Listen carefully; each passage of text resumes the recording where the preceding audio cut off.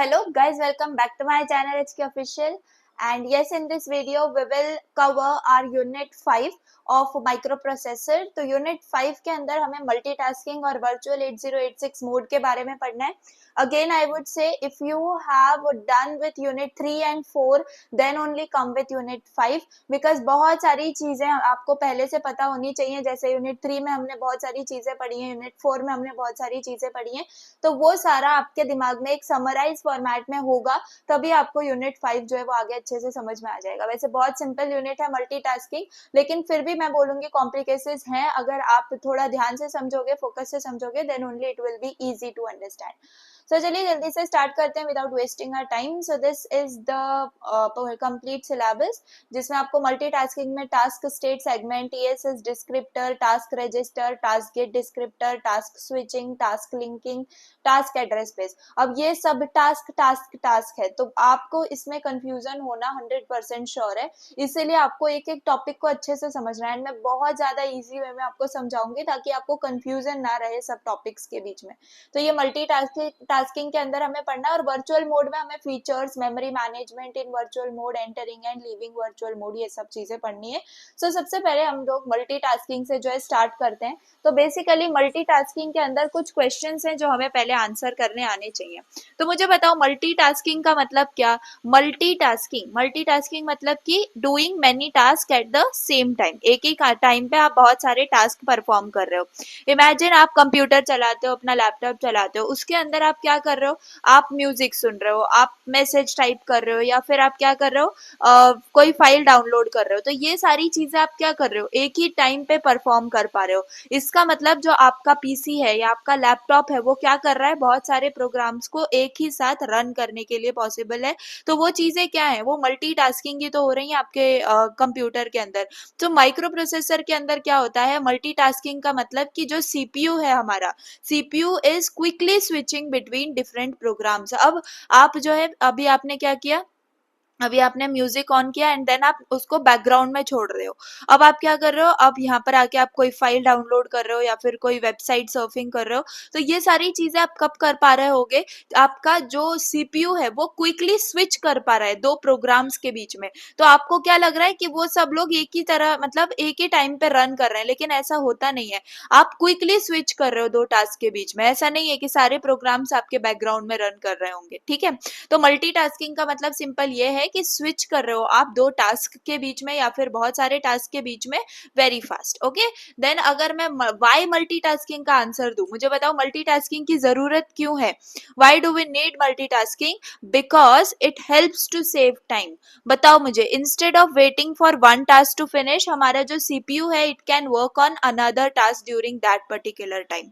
है ना, हम जो रिसोर्सेज है उनको बेटर फॉर्मेट में यूज कर पा रहे होंगे. लाइक अगर हम एक प्रोग्राम में वेट कर रहे हैं, लाइक कुछ हो रहा है उसके अंदर, समथिंग इज रनिंग, तो आप प्रोसेसर को यूज करके दूसरे टास्क पे स्विच हो सकते हो till the time you are waiting. इसका मतलब आपके दो काम एक साथ हो जाएंगे. ओके, आपका यूजर एक्सपीरियंस इंप्रूव होता है. आप ब्राउज कर सकते हो इंटरनेट में, म्यूजिक में, या फिर अपडेट कर सकते हो सॉफ्टवेयर को एट द सेम टाइम. तो ये सब चीजें आपके सिस्टम को स्लो डाउन ज्यादा नहीं करती हैं. तो मल्टीटास्किंग क्यों इंपॉर्टेंट है, बिकॉज इसी से आपका जो सिस्टम है वो ज्यादा फास्टर, स्मार्टर और एफिशिएंट बनता है. फाइन. अब हाउ मल्टीटास्किंग इज अचीव्ड. अब चलो हमने देख लिया मल्टीटास्किंग होता क्या है, हमें वो मल्टीटास्किंग को यूज क्यों करना है. अब हाउ मल्टीटास्किंग इज अचीव्ड, तो इसी के ऊपर तो पूरा यूनिट है. तो बेसिकली हम क्या करते हैं, हम एक जो हमारा सीपीयू होता है वो क्या करता है, स्मॉल अमाउंट ऑफ टाइम देता है टू ईच टास्क, जैसे कि one by one. Let's take an example. If you had to help 5 friends, okay, आपको उनका होमवर्क करने में हेल्प करनी है, तो आप क्या कर रहे हो, आप 2-2 मिनट एक एक फ्रेंड के पास दे रहे हो. तो what is this, you are keeping switch, right. And मतलब आप क्या कर रहे हो, सर्कल्स में जा रहे हो.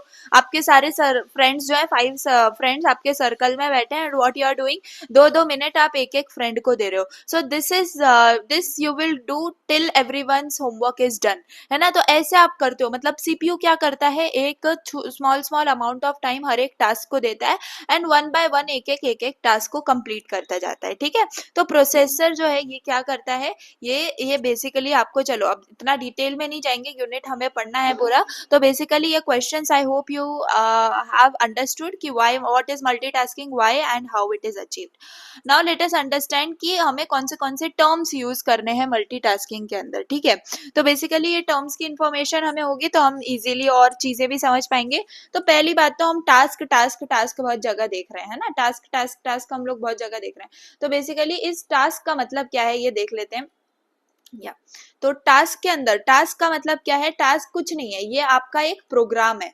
टास्क क्या है, आपका एक प्रोग्राम है या फिर प्रोग्राम का कुछ पार्ट है जो कि सीपीयू क्या कर पा रहा है, रन कर पा रहा है। फॉर एग्जांपल आप क्या कर रहे हो, आप कोई फाइल ओपन कर रहे हो या फिर आप कोई सॉन्ग प्ले कर रहे हो, तो ये क्या है, एक टास्क है। आप अभी वीडियो देख रहे हो, इसका मतलब आप एक टास्क परफॉर्म कर रहे हो, है ना। तो टास्क क्या है, टास्क कुछ नहीं है, एक प्रोग्राम है या फिर प्रोग्राम का कुछ पार्ट है जो कि सीपीयू रन कर रहा है।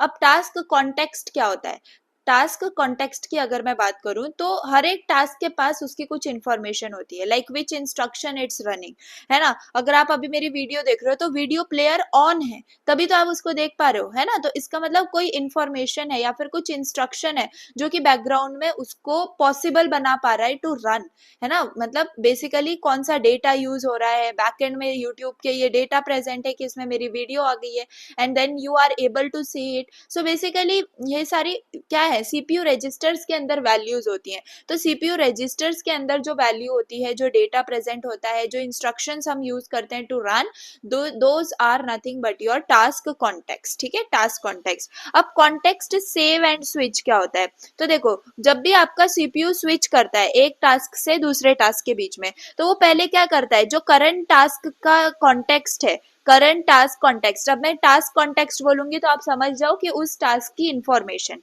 क्लियर। तो वो क्या करेगा, अगर मुझे सपोज अभी मैं वीडियो प्लेयर मैंने ऑन किया और अब मैं क्या कर रही हूँ, अब मैं वीडियो प्लेयर पे जा रही हूँ, ठीक है।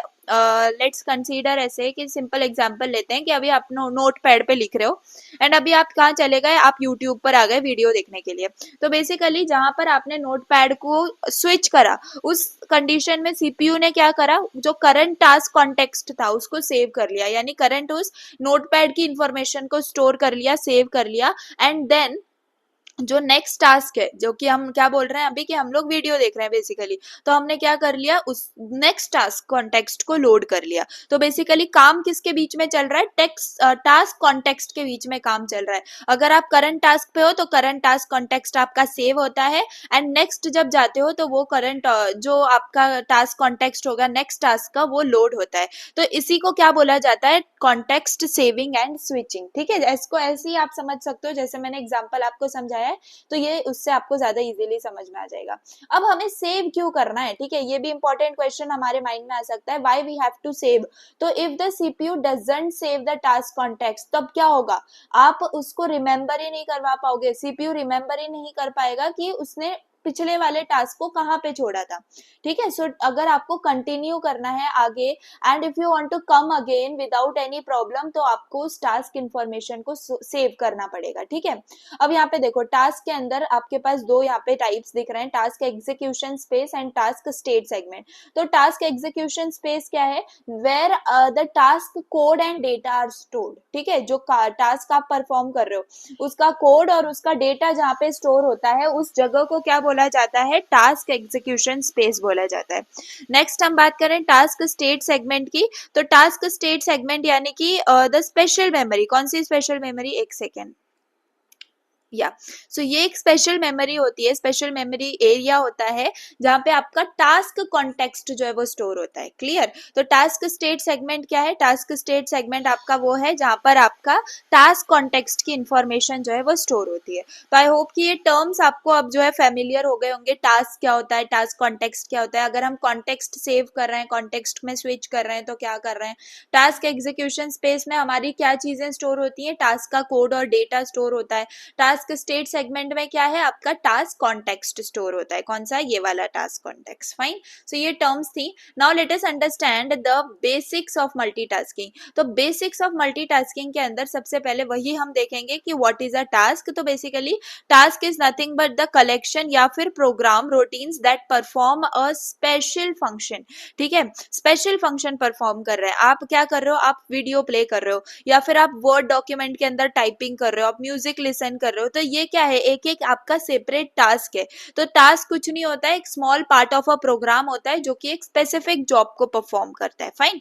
अब मल्टीटास्किंग की अगर हम बात करें यहाँ पे, multitasking so execution of several programme simultaneously. Obviously आप बहुत सारे टास्क को एक ही साथ क्या कर रहे हो, रन कर रहे हो। तो not at the exact same time but by switching quickly between them, this is nothing but your multitasking. Clear. अब यहाँ पर आप देख सकते हो, यहाँ पर आपका जो सीपीयू है वो क्या रन कर रहा है, वीडियो है, MP3 फाइल है, वर्ड है, एक्सेल है, again video MP3, word, excel, video MP3। तो यहाँ पर आपको क्या नजर आ रहा है कि वो स्विच कर रहा है, कितनी फास्ट स्विच कर पा रहा है वो भी एक एक टास्क के बीच में। इट इज लाइक कि आपको ऐसे समझ में आता है कि सब एक ही साथ हो रहा है, लेकिन एक ही साथ एक ही टाइम पे नहीं हो रहा होता है। यहाँ पर स्विचिंग बहुत फास्ट हो रही होती है, जिससे आपको लगता है कि आप जो आपका टास्क था वो रन ही कर रहा है। फाइन। अब a task is invoked by an interrupt, exception, call और अ जंप। तो इन सब के बारे में हमने पढ़ा हुआ है ना। इंटरप्ट क्या होता है, जो कि समथिंग लाइक अगर आपने कीबोर्ड पे कोई बटन प्रेस कर दिया या फिर कुछ अर्जेंसी आपकी आ गई है तो that is an interrupt. Exception क्या होता है, एक्सेप्शन कोई एरर हो जाता है। कॉल क्या होती है, कॉल यानी कि आप जब फंक्शन को कॉल करते हो, राइट, तो वही फंक्शन की कॉल है, आपको इसको यहाँ पे समझना है। अब यहाँ पे जंप, जंप का मतलब सीपीयू क्या चेंज कर रहा है, इंस्ट्रक्शन फ्लो को ही चेंज कर दे रहा है। अभी आप कोड में कहीं और थे, अब कोई और ही कोड ब्लॉक में आप जंप कर रहे हो, so that happens in jump. Okay. Microprocessor supports task management data structure. तो यहाँ पे माइक्रोप्रोसेसर क्या है, ये टास्क मैनेजमेंट डेटा स्ट्रक्चर कुछ चीज है जिसको क्या करता है, सपोर्ट करता है। तो ये क्या हेल्प करता है, ये हेल्प करता है सीपीयू को ताकि वो टास्क को प्रॉपरली मैनेज कर पाए। ठीक है। तो इसके एग्जांपल्स क्या है, सबसे पहला आपके पास है ये TR. TR is nothing but your task register. फिर TSS, that is your task state segment. TSS descriptor. TG, TG is what your see, TG और टीजे डिस्क्रिप्टर अभी हम आगे पढ़ने वाले हैं। तो बेसिकली अभी इन सबको आप ध्यान में रखो कि टास्क मैनेजमेंट डेटा स्ट्रक्चर के अंदर क्या क्या चीजें आती हैं। फाइन। सो इन शॉर्ट अगर हम बात करें, टास्क क्या है, टास्क एक सिंगल जॉब है, ठीक है, या फिर कोई स्पेसिफिक काम है जो आप कर रहे हो। और मल्टीटास्किंग क्या है, मल्टीटास्किंग का मतलब आप बहुत सारे टास्क को क्या कर रहे हो, रन कर रहे हो, जो कि आपके फास्ट स्विच हो पा रहे हैं सीपीयू की मदद से। अब टास्क क्या है, टास्क स्टार्ट कैसे होता है, देखो, task start due to your interrupt या फिर कॉल या फिर एरर या फिर जंप, है ना। तो बेसिकली माइक्रो प्रोसेसर क्या यूज करता है, कुछ स्पेशल स्ट्रक्चर्स को यूज करता है टू मैनेज ऑल दिस। तो सबसे पहले यहाँ पे हम आ जाते हैं and now we will understand about the multitasking basically in detail. Now see अब आपको फर्स्ट लाइन बहुत फेमिलियर लगेगी कि multitasking is the ability of a computer to run more than one program और task at the same time, है ना। तो आप एक ही टाइम पे बहुत सारे प्रोग्राम्स को, मल्टीपल प्रोग्राम्स को एक साथ रन कर सकते हो। Fine. On a single processor, actually multi-system multitasking a system or multi-processors, they do not run actually at the same time। मतलब यहाँ पे बात क्या हो रही है, if the computer has only one CPU, ठीक है, अगर कंप्यूटर के पास एक ही सीपीयू होता है तो वो सच में सारे टास्क को एक ही टाइम पे रन नहीं करता है। ठीक है, वो क्या करता है, वो स्विच करता है टास्क के बीच में, एंड वो स्विचिंग इतनी फास्ट होती है कि हमें लगता है कि सारे टास्क क्या हो रहे हैं, एक ही टाइम पे रन कर रहे हैं। तो इसमें से हमें हमारे पास कॉन्सेप्ट क्या आता है, मल्टीटास्किंग का कॉन्सेप्ट आता है। See only computers with multiple processors जो होंगे, जिनके पास बहुत सारे सीपीयूज होंगे, वहां पर सच में आपका जो एक एक टास्क है वो मतलब आप मल्टीपल टास्क एक टाइम पे रन कर पा रहे होगे। लेकिन यूजुअली क्या होता है, जनरली हमारे पास एक ही सीपीयू होता है, तो उस टाइम पे आपका जो सारे टास्क है वो एक साथ रन नहीं हो सकते हैं। And I hope you got the concept. Okay, तो अगर मल्टी सिस्टम वाले होंगे या मल्टी सुपर प्रोसेसर्स होंगे तो वहां पर आपके टास्क एक्चुअली में रन कर रहे होते हैं, मल्टीपल टास्क एक टाइम पे रन कर रहे होते हैं। ठीक है, लेकिन एक सीपीयू में इट्स नॉट पॉसिबल। अब यहाँ पे instead the processor will switch among the processes that are currently active at that time. मतलब जो सीपीयू है वो कहाँ जंप करता है, वो एक टास्क से दूसरे टास्क में क्विकली जंप करता है। ठीक है, फॉर एग्जाम्पल मैंने क्या बोला, अभी आपने थोड़ा सा म्यूजिक रन किया, देन आपने क्या किया, आपने टाइपिंग करी, देन आपने क्या किया, कोई वेब पेज लोड करा। तो यहाँ पे क्या हो रहा है, आपका एक टास्क से दूसरे टास्क के बीच में क्विकली जंप हो पा रहे हो आप, है ना। So this is nothing but your multitasking का procedure. So it appears to the user through though the processor is executing executing all of the task at once. तो यहाँ पे क्या होता है, यहाँ पे यूजर को क्या लगता है कि सारे जो आपके टास्क है वो एक ही साथ रन कर रहे हैं, बट एग्जैक्टली क्या हो रहा है ये हमें पता है, right. Now apart from the simple task switching, the 80386 will support two other task management features, जो कि आपका एक है interrupts and exceptions एंड एक है task isolation। ठीक है, तो interrupts and exceptions के अंदर क्या है, देखो बेसिकली यहाँ पर आप ये क्या हेल्प करते हैं सीपीयू को to stop what they are doing. Basically CPU में जो भी काम चल रहा है वो स्टॉप करने के लिए यूज होते हैं एंड क्विकली रिस्पॉन्ड करने के लिए यूज होते हैं टू समथिंग इम्पॉर्टेंट। तो वो इम्पॉर्टेंट के अंदर आपके एरर्स भी आ सकते हैं या फिर आपका कोई अर्जेंट टास्क भी आ सकता है। तो यहाँ पर कुछ नहीं होता है, बस सीपीयू स्टॉप हो जाता है, वो कर क्या रहा है, दूसरे काम को करने में के लिए चला जाता है। ठीक है, एंड टास्क आइसोलेशन मतलब कि यहाँ पर आपका जो टास्क है, बेसिकली जो भी टास्क रन हो रहा है वो सेपरेट रहता है, सेफ रहता है, ताकि कोई भी लाइक जैसे कोई अगर सपोज एक टास्क क्रैश हो जाता है तो वो दूसरे टास्क को अफेक्ट नहीं करेगा। सो this is nothing but what happens in task isolation, and see these are nothing but the important features. So see एक एक को अच्छे से समझते हैं। now your interrupts and task isolation के बारे में यहाँ पे कुछ बताया हुआ है।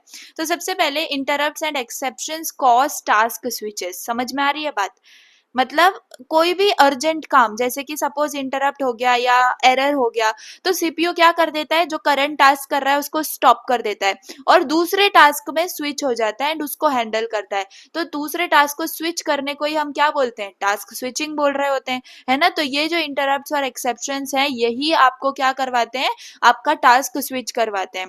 The 80386 not only switches automatically to the task that handles the interrupts or exceptions, but it will also automatically switch back to the interrupted task when the interrupt or exception has been serviced। मतलब क्या है यहाँ पे कि जो 80386 processor है वो क्या करता है, स्विचिंग खुद से करता है ना। अब देखो, अब स्विचिंग हुई, कब हुई स्विचिंग, जब आपका करंट टास्क चल रहा था और बीच में कोई इंटरप्ट आ गया, मतलब कि आप ये वीडियो देख रहे हैं एंड अचानक से आपको दिमाग में आया है कि ये मैसेज आ गया एंड इसको मैं रिप्लाई करना चाहता हूँ। तो आप क्या करोगे, आप टास्क को स्विच करोगे, मतलब वो जो मैसेज आया वो क्या था, आपका इंटरप्ट था। ठीक है, वो अर्जेंट टास्क है इन केस ऑफ यू कि आपको उसको क्या करना है, रिप्लाई करना है। ठीक है, तो अब इस केस में जब आपका रिप्लाई हो चुका है, अब आपको क्या करना है, वापस से उसी टास्क पे आना है, यानी वापस से आपको इसी वीडियो पे आना है टू वॉच, है ना, टू कंटिन्यू। तो बेसिकली आपका जो करंट टास्क का स्टेटस था वो सेव हो गया है एंड अब आप क्या करते हो, अब वापस से उस इंटरप्टेड टास्क, यानी जो अभी ये करंट टास्क आप वीडियो देख रहे थे इसको वापस से आप क्या करते हो, सर्विस करना स्टार्ट करते हो, यानी कि कंप्लीट करना स्टार्ट करते हो। So this is the thing which is automatically done inside with the CPU. ठीक है, अब यहाँ पे इंटरप्ट टास्क में interrupt lower priority interrupt task to any depth. अब इसका मतलब क्या है, देखो जब भी आप अर्जेंट टास्क जो था, जैसे अभी आप क्या कर रहे हो, अब डेप्थ की हम बात कर रहे हैं, तो आपको समझ में आ गया बेसिकली कि जो इंटरप्ट्स हैं वो हैंडल कैसे होते हैं। ठीक है, तो यहाँ तक आपको समझ में आ गया इंटरप्ट्स हैंडल कैसे होते हैं।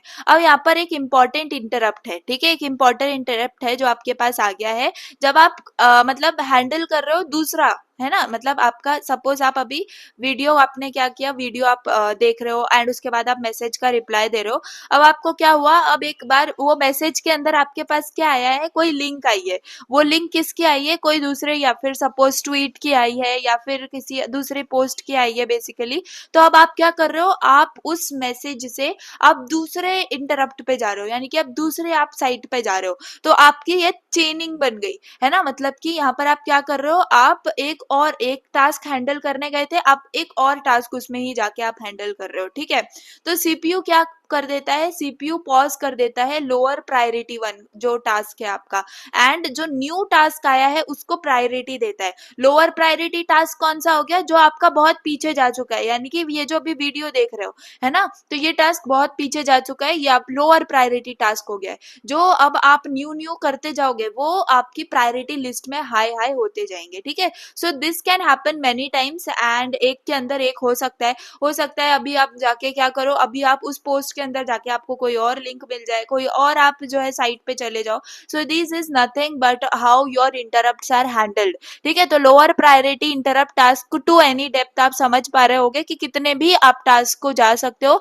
एंड आपका लोअर प्रायोरिटी जो है वो आपका कम होते जाता है। Fine, now with each task switching 80386 can also switch to another LDT and page directory। इसका मतलब क्या है, अब हर टाइम जो सीपीयू अपने टास्क के बीच में स्विच करता है तो it can also switch to a new LDT, right. ऐसा कोई जरूरी थोड़ी है कि उसी टास्क के अंदर आपको स्विच होना है। आप एक नए, यानी कि अब जब नया टास्क होता है तो मुझे बताओ, हर एक टास्क का खुद का क्या होता है, लोकल डिस्क्रिप्टर टेबल होता है, हमने पढ़ा हुआ है। तो बेसिकली वो उस LDT पर भी स्विच कर सकता है या फिर वो किसी दूसरी पेज डायरेक्टरी पे भी स्विच कर सकता है। सो ये क्या डिफाइन करते हैं, मेमोरी यूजेज डिफाइन करते हैं उस पर्टिकुलर टास्क की। ठीक है।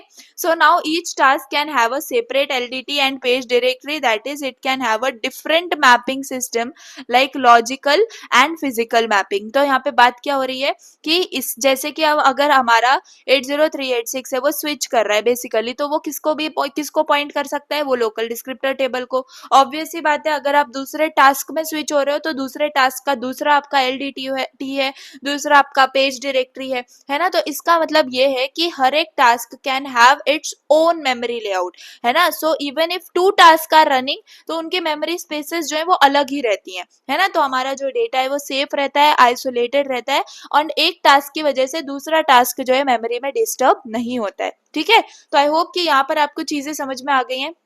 अगर इसको समझे एकदम शॉर्ट में, तो 80386 क्या करता है, आपके इंटरप्ट्स को ऑटोमेटिकली हैंडल करता है। तो इस पर्टिकुलर पैराग्राफ में automatically word is very important, क्योंकि आपका 80386 इंटरप्ट्स को कैसे हैंडल करता है, ऑटोमेटिकली हैंडल करता है। और वो क्या कर देता है, जो प्रायोरिटी लेस प्रायोरिटी ये आपके चले गए, जो आपने बहुत पहले आपने अभी टास्क छोड़ दिया है, उसको वो पॉज कर देता है and it return to the task easily, right. और क्या करता है, मेमोरी को सेपरेटली मैनेज करता है, जो हमने यहाँ पे लास्ट में देखा। एंड ऑब्वियसली एक टास्क की वजह से दूसरा टास्क अफेक्ट नहीं होता है। तो इसी वाले सेंटेंस से आपका क्या प्रूव हो जाता है, टास्क आइसोलेशन प्रूव हो जाता है। ठीक है।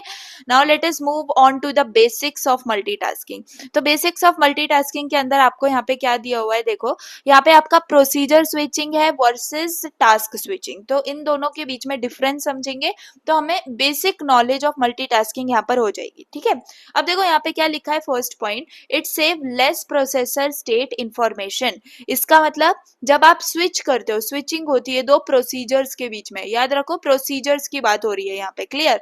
तो अगर दो प्रोसीजर्स के बीच में स्विचिंग हो रही है तो सीपीयू क्या याद रखता है, कुछ चीजें याद रखता है। वो कुछ चीजें क्या है, वो कुछ चीजें ये है, आपका कंटेंट ऑफ जनरल रजिस्टर, या फिर EIP रजिस्टर, या फिर रिटर्न एड्रेस। ठीक है। तो ये चीजें हैं जो आपका प्रोसेसर याद रखता है जब आप प्रोसीजर्स के बीच में स्विच कर रहे हो। ठीक है। अब एग्जांपल यहाँ पर दिया है, content of general register, EIP register, return address. तो बेसिकली ये क्या है, सीपीयू की बेसिक डिटेल्स है, जिनके वजह से आप इजीली प्रोसीजर को पॉज कर सकते हो या फिर उसके पास रिटर्न आ सकते हो। ठीक है। यहाँ पर a procedure call pushes the content of the saved registers on the stack। मतलब क्या कि जब आपका प्रोसीजर कॉल होता है तो वो क्या करता है, इंपॉर्टेंट इंफॉर्मेशन को स्टोर करता है, जैसे कि रिटर्न एड्रेस हो गया। तो वो रिटर्न एड्रेस कहाँ पे होता है आपका स्टोर, रिटर्न एड्रेस आपके स्टैक में स्टोर होता है। सो आपके स्टैक में स्टोर हो रहा है, इसकी वजह से आप क्या कर पा रहे हो, वापस से आपका जो भी इंटरप्ट है वो हैंडल करके आप वापस से अगर आ पा रहे हो तो उसी वजह से आ पा रहे हो, उसी प्रोसीजर पे आप वापस रिटर्न आ रहे हो। तो सिर्फ इस वजह से, क्योंकि उसका रिटर्न एड्रेस जो है वो आपका स्टोर होता है, कहाँ स्टोर होता है, अगेन स्टैक में स्टोर होता है। Clear. Now a procedure can call itself if it is set to be reentrant. ठीक है। तो इसका मतलब क्या है, अगर एक प्रोसीजर पॉज हो गया है तो वो क्या कर सकता है, वो कॉल कर सकता है उसी खुद को कॉल कर सकता है। एंड खुद को कॉल करने वाली चीज को हम क्या बोलते हैं, हम रिकर्जन बोलते हैं ना। प्रोसीजर मतलब कि कोई फंक्शन ही समझो आप। ठीक है। तो बेसिकली हम जो है माइक्रो प्रोसेसर में फंक्शंस को ही प्रोसीजर बोलते हैं। तो प्रोसीजर के अंदर अगर आप क्या कर पा रहे हो, पॉज कर हो गया था आपका प्रोसीजर, ठीक है, तो आप क्या कर पा रहे हो, उसको वापस से कॉल करोगे। तो इस वापस से कॉल करने को हम रिकर्जन बोलते हैं। एंड इसी को क्या बोला जाता है, री एंट्रेंट बोला जाता है। ठीक है, री एंट्रेंट। ठीक है। तो ये कब पॉसिबल है मुझे बताओ, जब आपके सारे जो एड्रेसेस है, रिटर्न एड्रेसेस है, वो आपके स्टैक में स्टोर हो, एक जगह स्टोर है, तभी आप जो है वापस से कॉल भी कर पाओगे एक ही फंक्शन को, प्रोसीजर को, या फिर आप बैकलिंक में भी जा सकते हो। ठीक है। नाउ टास्क स्विचिंग की अगर हम बात करें तो टास्क स्विचिंग के अंदर यहाँ पे लिखा है कि it saves more processor state information. यहाँ पे कम प्रोसेसर स्टेट इंफॉर्मेशन स्टोर हो रही थी, यहाँ पर ज्यादा स्टोर होती है, क्योंकि अब हम टास्क को स्विच कर रहे हैं। अब जब हम वापस आएंगे तो हमें पूरी टास्क को ही वापस से रीलोड करना पड़ेगा, तो हमें पूरी टास्क की इंफॉर्मेशन पता होनी चाहिए, है ना। तो जब आप टास्क को स्विच करते हो बेसिकली, तो सीपीयू ऑलमोस्ट हर चीज को स्टोर करता है, सिर्फ बेसिक इंफॉर्मेशन ही नहीं। यहाँ पर सिर्फ बेसिक इंफॉर्मेशन स्टोर हो रही थी, यहाँ पर बेसिक इंफॉर्मेशन के साथ साथ आपके सीपीयू के सारे रजिस्टर्स भी आपके यहाँ पे स्टोर होते हैं। Clear? The task pushes the content of the processor state information is saved in task state segment. तो यहाँ पे कहाँ स्टोर हो रहा था, याद करो, यहाँ पे आपका जो रजिस्टर की इंफॉर्मेशन है, जो भी चीजें वो कहाँ स्टोर हो रही थी, स्टैक में। यहाँ पे कहाँ स्टोर होंगी, टास्क स्टेट सेगमेंट में स्टोर हो रही होंगी। ठीक है, तो ऐसा समझो कि एक स्क्रीनशॉट ही लेके ना आपके करंट टास्क के स्टेटस का आपका सीपीयू रख लेता है, एंड आप जब वापस आना होता है तो वही टास्क को वहां से रिज्यूम कर देता है जहां से आपने उसको छोड़ा था। ठीक है, और स्पेशल मेमोरी एरिया यहाँ पे यूज होता है, and that special memory area is used to save all information, so that is nothing but your TSS. TSS is nothing but your task state segment. Fine. अब यहाँ पर जो task है, it is not री एंट्रेंट, मतलब कि एक task खुद ही को कॉल नहीं कर सकता। मुझे बताओ, क्या वीडियो ही में जाके आप उसी वीडियो को वापस से चला सकते हो? नहीं, it is not possible and it is totally illogical. तो री एंट्रेंट आपका नहीं हो सकता, मतलब आप वापस से उसी प्रोसीजर से उसी प्रोसीजर को कॉल नहीं कर सकते हो।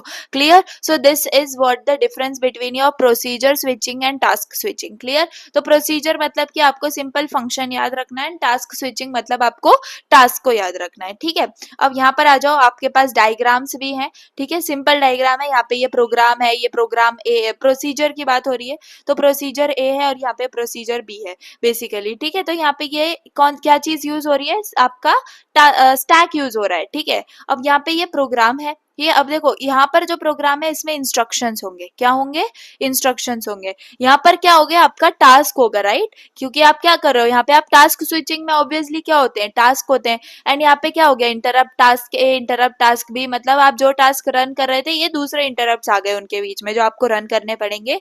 तो इस केस में आपका क्या यूज होता है, इस केस में आपका टीएसएस यूज होता है, that is your task state segment. तो बस इतनी आपको डिफरेंस इसमें याद रखना है। Hope you got the point. So this was the basic of your multitasking, जिसमें आपको समझ में आ गया कि आप प्रोसीजर स्विचिंग से टास्क स्विचिंग कितना अलग है। Now components involve in the task multitasking basically, तो सबसे इंपॉर्टेंट आपका टास्क स्टेट सेगमेंट, ये आपको अभी समझ में आ गया है। देन आपका टीएसएस डिस्क्रिप्टर होता है। तो मुझे बताओ, ये टीएसएस डिस्क्रिप्टर क्या करता है? डिस्क्रिप्टर का ही काम क्या होता है? डिस्क्रिप्टर का ही काम होता है कि उसकी इंफॉर्मेशन को स्टोर करना, उसके स्टार्टिंग एड्रेस को, बेस एड्रेस को, उसकी लिमिट को, उसके एक्सेस राइट्स को स्टोर करना, है ना। तो ये तो मैंने यूनिट 3-4 में आपको लर्न ही करवा दिया है। तो बेसिकली टीएसएस का डिस्क्रिप्टर है, तो ये डिस्क्रिप्टर टीएसएस की इंफॉर्मेशन को स्टोर करके रखेगा। ठीक है, कभी भी हमें यूज करना हो तो हम करेक्ट टीएसएस को हर एक, क्योंकि याद रखो ये भी हमने यूनिट 4 में पढ़ा हुआ है कि हर एक टास्क का खुद का टीएसएस होता है, खुद का टास्क स्टेट सेगमेंट होता है। तो हमें जो भी चाहिए, जो भी हमें फाइंड आउट करना है, जो भी करेक्ट टीएसएस यूज करना है, वो हम यहाँ डिस्क्रिप्टर से फाइंड आउट कर सकते हैं। Fine. Then task register, task register क्या करता है, ये जो आपके करंट टीएसएस है ना उसका एड्रेस होल्ड करके रखता है। ठीक है, सो यहाँ पर आपको समझ में आ जाता है कि जो टास्क है वो एग्जैक्टली अभी क्या रन कर रहा है। ठीक है, सो that is the thing which task register does. Okay, उसके बाद देखो आपके पास होता है टास्क गेट डिस्क्रिप्टर। तो टास्क गेट डिस्क्रिप्टर क्या है, ऐसा समझो कि एक टास्क को, मतलब एक उसका गेट है। ठीक है, उस टास्क के अंदर एंटर करने के लिए आपका गेट है। तो जो सीपीयू है वो सीपीयू को बेसिकली हेल्प करता है ताकि वो न्यू टास्क के अंदर सेफली स्विच कर पाए।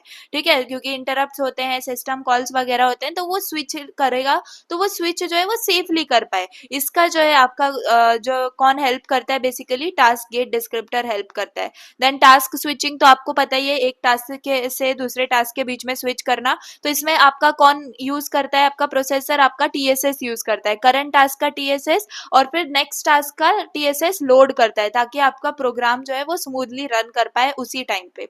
देन टास्क लिंकिंग, तो यहाँ पे क्या होता है, जब आपके बहुत सारे मल्टीपल टास्क एक साथ कनेक्ट होते हैं, एक साथ रन कर रहे होते हैं, तो एक साथ वो एक चेन में कनेक्टेड होते हैं, है ना, कि पहले आपने ये जो है रन किया था, उसके बाद ये किया था, उसके बाद ये किया था, तो एक चेन में रन होता है, तो this linking helps the CPU know which task to go to next, है ना, कि इसके बाद क्या करना है। तो यही क्या होती है, आपकी टास्क लिंकिंग होती है। Fine, then you have a task address space. तो टास्क एड्रेस स्पेस के अंदर क्या होता है, जब each task can have its own memory area, ये हमें पता है ना। सो इसके वजह से आपका जो मेमोरी है वो एक दूसरे के बीच में मैसअप नहीं होती है। चाहे कितने भी टास्क आप रन कर लो एक ही टाइम पे, लेकिन वो मेमोरी उनकी सेपरेट ही रहती है, अलग ही रहती है। तो basically this is useful in your security purpose, ठीक है। तो कोई भी प्रोग्राम दूसरे प्रोग्राम को अफेक्ट नहीं करता है। तो ये कुछ कंपोनेंट्स थे, इन शॉर्ट हमने यहाँ पे समझा है कि ये सारे पार्ट्स एक साथ काम करके आपके सीपीयू को हेल्प करते हैं टू हैंडल मेनी टास्क, है ना। एंड इसी से हमारा जो ट्रैक है वो भी लूज नहीं होता है, एंड हम उन सबको मिक्स भी नहीं करते।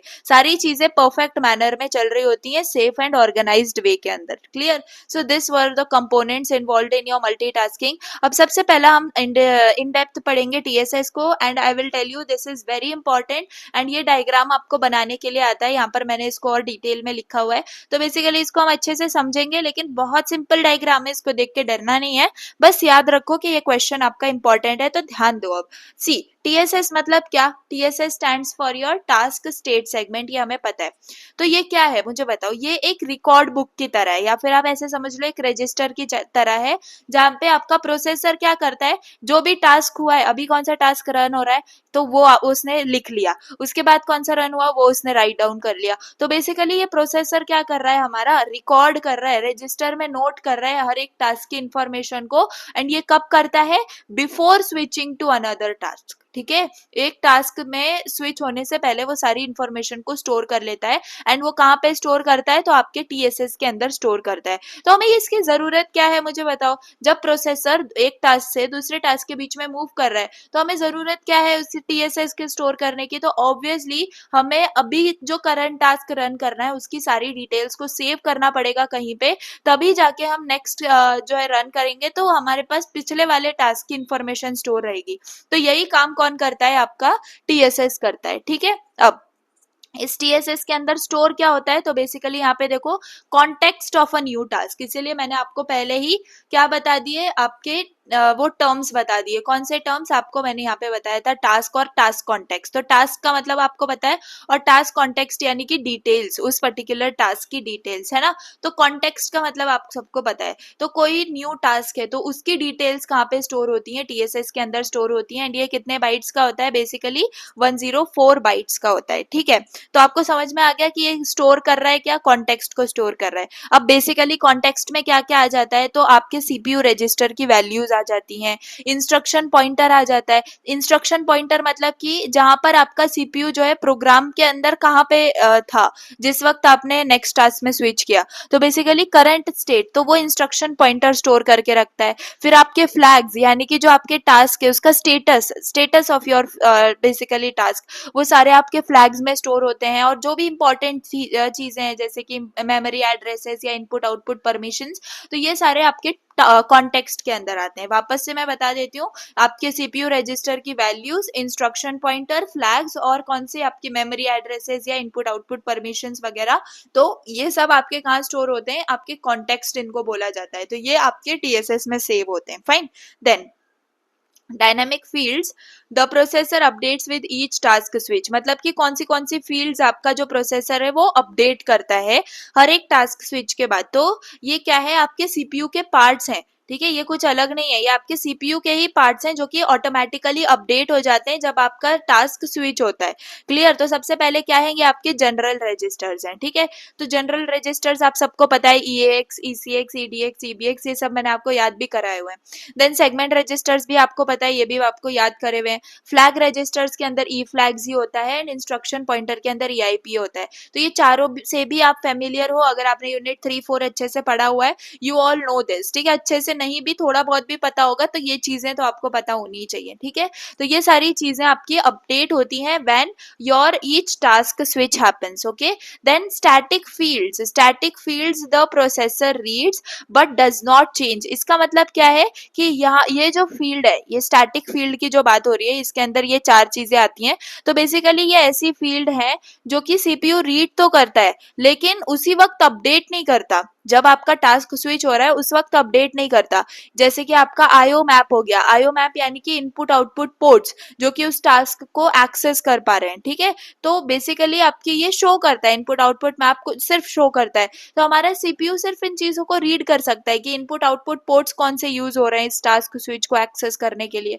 Then T bit, T bit क्यों यूज करते हैं, ये स्पेशल बिट है जो कि डीबगिंग पर्पस के लिए यूज होता है।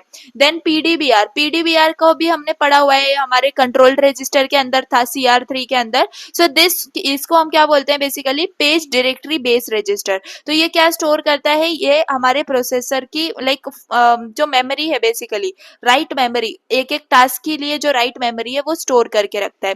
और एलडीटी आपका लोकल डिस्क्रिप्टर टेबल है, ये टास्क स्पेसिफिक मेमोरी इंफॉर्मेशन को स्टोर करके रखता है। तो ये सारी चीजें हैं जो कि आपके टास्क स्विच में डायरेक्टली अपडेट नहीं होती हैं, और ये सारी चीजें हैं जो कि ऑटोमेटिकली अपडेट हो जाती है टास्क स्विच के बाद, ठीक है। तो इन शॉर्ट आपका टीएसएस क्या है, ये टीएसएस ऐसा है जहां पर आप अपनी जो आपकी करंट स्टेट है बेसिकली टास्क की, वो आप स्टोर करके रखते हो। Now this is the format of 80386 TSS. तो यहाँ पे बहुत ज्यादा सिंपली समझना, देखो ये क्वेश्चन में आपको ये डायग्राम बनाना है, तो इसको आप समझ लोगे ना तो बहुत ज्यादा इजीली इसको ड्रॉ कर पाओगे। तो बेसिकली ये क्या है, ये टीएसएस का डायग्राम है आपके 80386 माइक्रो प्रोसेसर के अंदर। तो यहाँ पे आप देखो स्टार्टिंग से, तो फ्रॉम आपके यहाँ से यहाँ पे आपके पास क्या है, ये सारे आपके सेगमेंट रजिस्टर्स हैं, ये सारे आपके क्या हैं, ये आपके जनरल रजिस्टर्स हैं, ठीक है। तो बेसिकली यहाँ पे जनरल रजिस्टर्स हो गए, यहाँ पे आपके सेगमेंट रजिस्टर्स हो गए। यहाँ पर अगर हम देखें तो ये क्या चीज है, देखो ये ESP0, ESP1, ESP2, तो ये क्या है आपके, यहाँ पे ये स्टैक इंफॉर्मेशन को स्टोर करेंगे, आपके स्टैक पॉइंटर्स हैं बेसिकली। तो स्टैक इंफॉर्मेशन को स्टोर करेंगे, एंड वो भी अलग अलग प्रिविलेज लेवल्स पे। तो हमारे प्रिविलेज लेवल्स यहाँ पे कौन से इंपॉर्टेंट है, 0, 1 और 2 आपके प्रिविलेज लेवल्स इंपॉर्टेंट है। 3 यानी कि आपका यूजर वाला इंपॉर्टेंट नहीं है बेसिकली। तो 0, 1, 2 यानी कि आपके ये सारे प्रिविलेज लेवल के हिसाब से आपके पास क्या है, ये स्टैक पॉइंटर्स प्रेजेंट है। तो ये आपके यहाँ पे प्रेजेंट होते हैं, और यहाँ पर रजिस्टर्स आ जाते हैं। उसके बाद आपके पास EAX से लेके आपके EDI तक, देखो EX से लेके EDI तक। अब आपको प्लीज इनको सीक्वेंस में याद रखना है, ठीक है। आप इसको लिख के जो है याद कर लेना एग्जाम से पहले, तो आपको इजीली याद भी रह जाएगा, इतना कुछ टफ है नहीं है। तो ये सारे आपके जनरल रजिस्टर्स हैं, सीक्वेंस में आपको याद रखने हैं। उसके बाद आपके पास देखो ई फ्लैग्स भी हैं, इंस्ट्रक्शन पॉइंटर भी है, और PDBR भी है जो कि आपके कंट्रोल रजिस्टर के अंदर प्रेजेंट होते हैं। तो यहाँ पे क्या होता है, ये सारे आपके सेव होते हैं so that the task can continue जहां से आपने उसको छोड़ा था, है ना। तो ये जनरल रजिस्टर्स के अंदर चीजें स्टोर होती हैं, क्लियर। एंड यहाँ पे क्या है, ये CR3 आप समझ गए, ये मेमोरी मैनेजमेंट के लिए यूजफुल है। Then you have segment selector, ठीक है। ये आपके पूरे के पूरे, एक सेकेंड, सेगमेंट सिलेक्टर्स हैं, ठीक है। इन्हीं को हम क्या बोलते हैं, सेगमेंट रजिस्टर्स भी बोलते हैं बेसिकली। तो इससे हमें क्या पता चलता है कि हमें मेमोरी के कौन से पार्ट पे हमारा जो टास्क है वो कौन सी पार्ट को यूज कर रहा है, मेमोरी के कौन से पार्ट को यूज कर रहा है, क्लियर।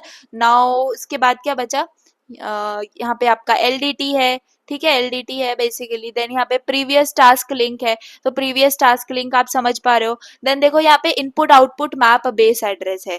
तो input output map base address क्या करता है, ये आपके बेसिकली कंट्रोल को एक्सेस करने के लिए यहाँ पे यूज किया जाता है। एंड यहाँ पे छोटा सा आपको दिख रहा होगा T, ठीक है, जो सब बच्चे भूल जाते हैं, इसको बहुत ध्यान से आपको देखना है। ये T मतलब कि आपकी T बिट हो गई, T बिट यानी जो बिट हम डिबगिंग के लिए यूज करते हैं वो, ठीक है। तो अब ये डायग्राम आपको अच्छे से याद रखना है। देखो यहाँ पर आपने कुछ नहीं लिखा तो इसको पूरे को रिजर्व्ड रख दो, ठीक है। याद रखो कितने रिजर्व्ड है, 1, 2, 3, 4, 5, 6, 7 रिजर्व्ड है, जिसमें यहाँ पर आपके पास क्या आ जाएगा, इधर एक LDT सेगमेंट सिलेक्टर आ जाएगा, एंड यहाँ पे आपके सारे सेगमेंट सिलेक्टर्स आ जाएंगे, ठीक है।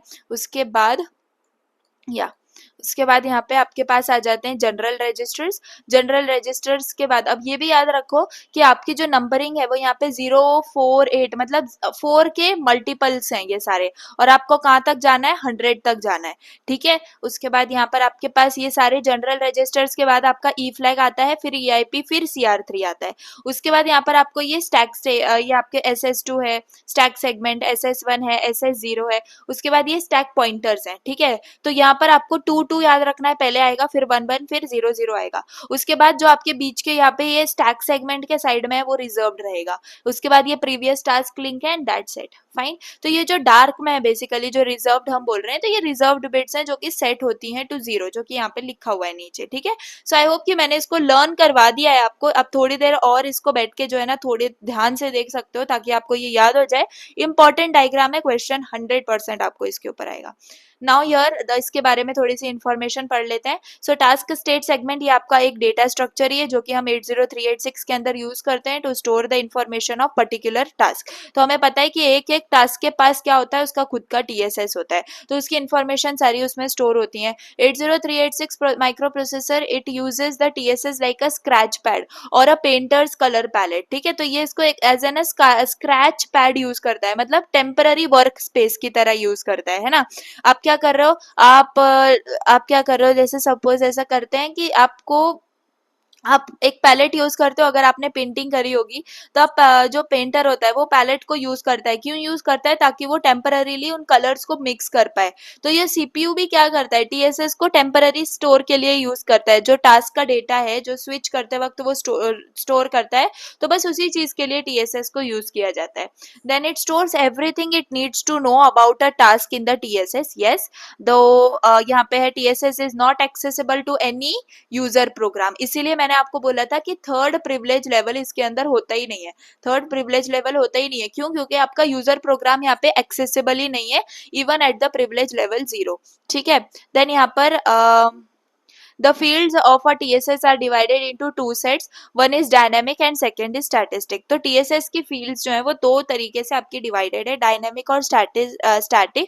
तो dynamic यानी कि जहाँ पर आपका टास्क रन हो रहा है तो वहां पर आप उसको डायरेक्टली चेंज कर पा रहे हो, जैसे आपका इंस्ट्रक्शन पॉइंटर हो गया ये चेंज होता है।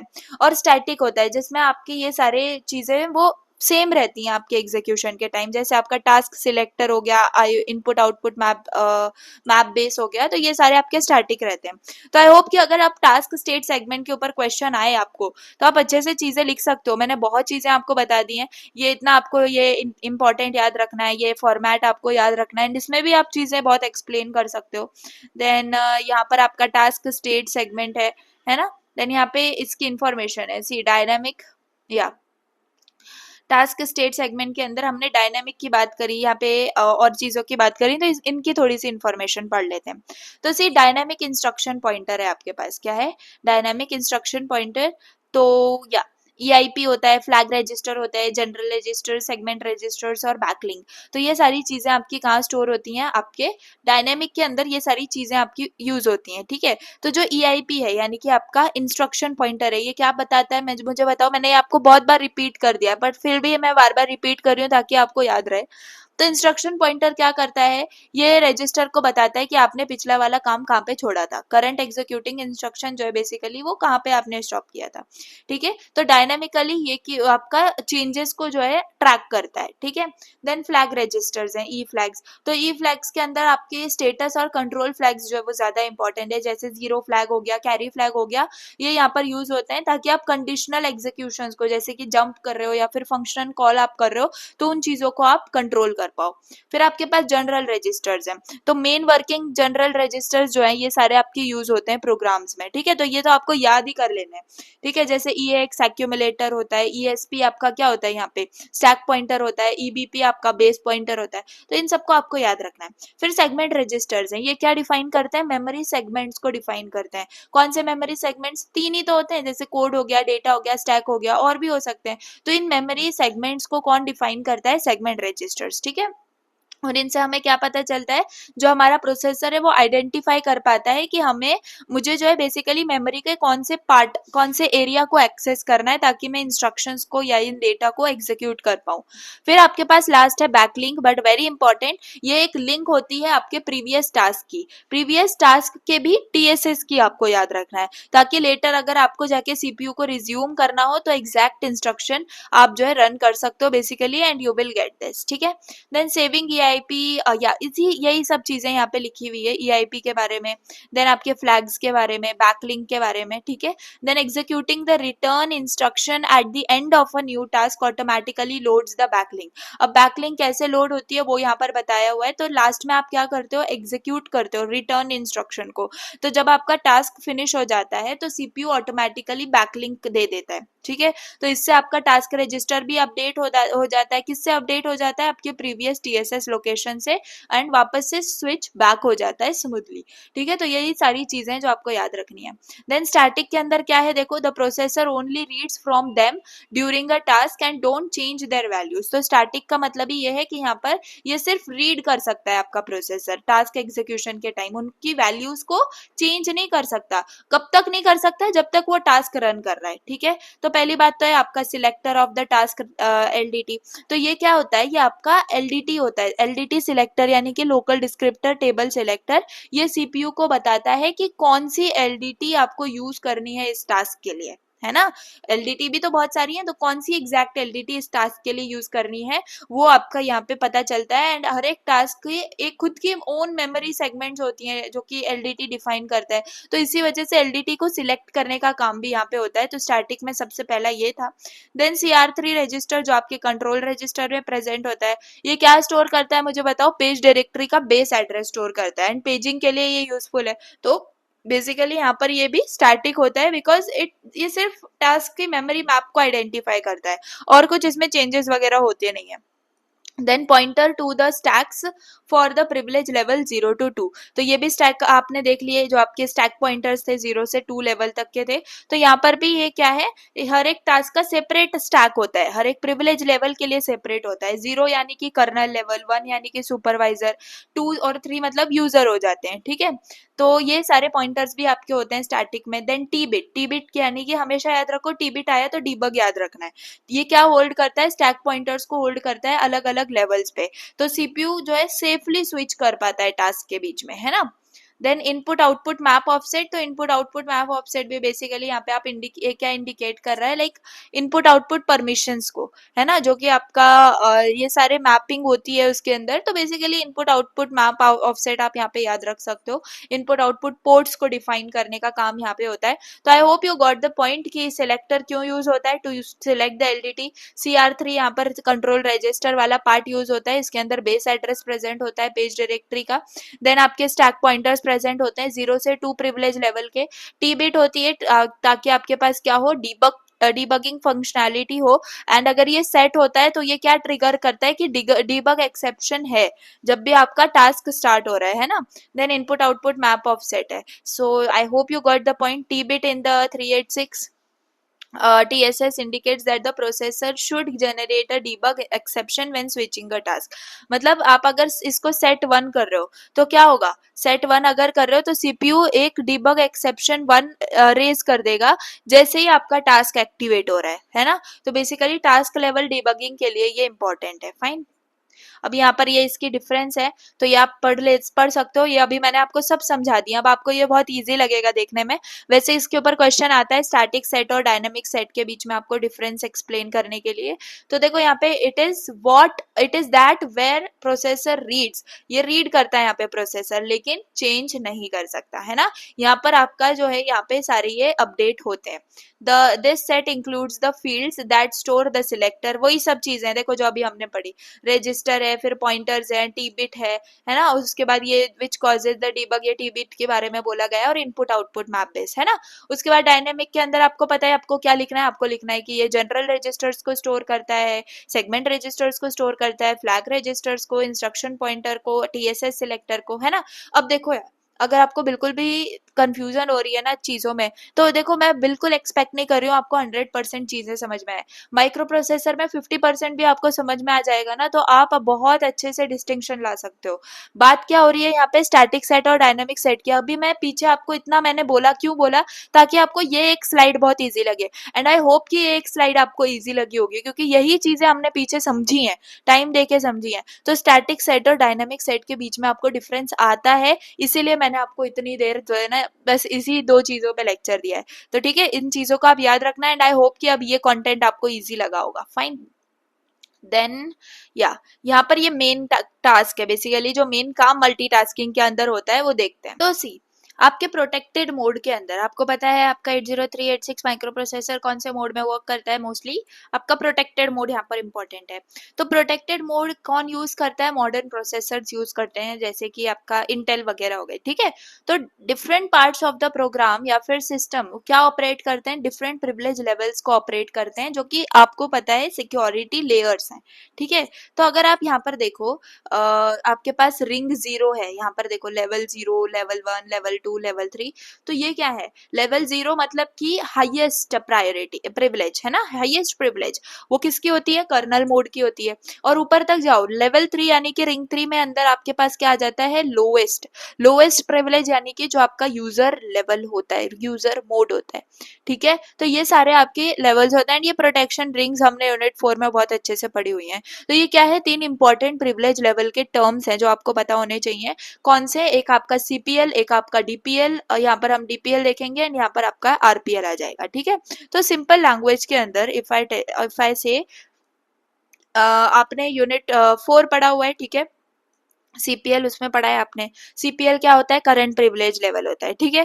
तो लोएस्ट 2 बिट्स जो होती हैं आपके किसकी, सीएस सेगमेंट रजिस्टर की, याद रखो ध्यान से सुनो, आपका सीएस सेगमेंट रजिस्टर की जो लोएस्ट 2 बिट्स होती हैं वो क्या होल्ड करती हैं, आपके करंट प्रिविलेज लेवल को होल्ड करती हैं, ठीक है। So this is the privilege level of the program which is being run, जो प्रोग्राम रन हो रहा है उसके प्रिविलेज लेवल यहाँ पर होता है। समझ में आ रही है बात, सीपीएल कहाँ पे स्टोर होता है, सीपीएल के lowest 2 bits of CS register के अंदर स्टोर होता है। एंड इसके अंदर स्टोर क्या होता है, तो प्रिविलेज लेवल स्टोर होता है जो प्रोग्राम आपका रन हो रहा है उसका, ठीक है। तो actually the CPL is the privilege level of the code segment from which instructions are being fetched. The CPL changes when control is transferred to the code segment with the different privilege level, है ना। तो CPU मुझे बताओ क्या बताता है, हमें ये बताता है कि हमारे करंट रनिंग प्रोग्राम का क्या प्रिविलेज लेवल है ना। और ये कहाँ पे स्टोर होता है, कोड सेगमेंट यानी सीएस रजिस्टर में स्टोर होता है। और 2 बिट्स, लोएस्ट 2 बिट्स, तो बेसिकली यहाँ पर आपका किस फॉर्मेट में सीपीएल होता है, 00, 01, 10, 11, ठीक है। इसी का मतलब लेवल 0 टू लेवल 3। तो जितना लोअर सीपीएल मैंने आपको बताया था उतनी मोर इसकी पावर होती है, ठीक है। तो व्हेन डज इट चेंज, मुझे बताओ, जब आपका टास्क जंप करता है या स्विच करता है टू अ कोड सेगमेंट जिसका प्रिविलेज लेवल अलग है, तो सीपीएल को पता चल जाता है कि अब जो है हम दूसरे टास्क में आ गए हैं एंड अब ये नए कोड का प्रिविलेज लेवल मुझे स्टोर करना पड़ेगा क्योंकि वो करंट प्रिविलेज लेवल को स्टोर करता है। उसके बाद अगर डीपीएल की बात करें, डिस्क्रिप्टर प्रिविलेज लेवल की, तो ये क्या डिफाइन करता है, ये प्रिविलेज लेवल डिफाइन करता है टारगेट सेगमेंट का, मतलब जिस टास्क में आपको स्विच करना है उसका जो आपका प्रिविलेज लेवल है वो डीपीएल स्टोर करता है। करंट प्रिविलेज लेवल उसका स्टोर करता है जो करंट है ना। So this is used to control access to the segment using the protection mechanism. Okay, now segment selectors, यहाँ पे आरपीएल की बात हो रही है, तो segment selectors contain a field which is called as requester privilege level and the RPL is intended to represent the privilege level of the procedure which created the selector, है ना। तो आरपीएल क्या है, देखो आरपीएल आपका क्या store करता है, लास्ट 2 बिट्स।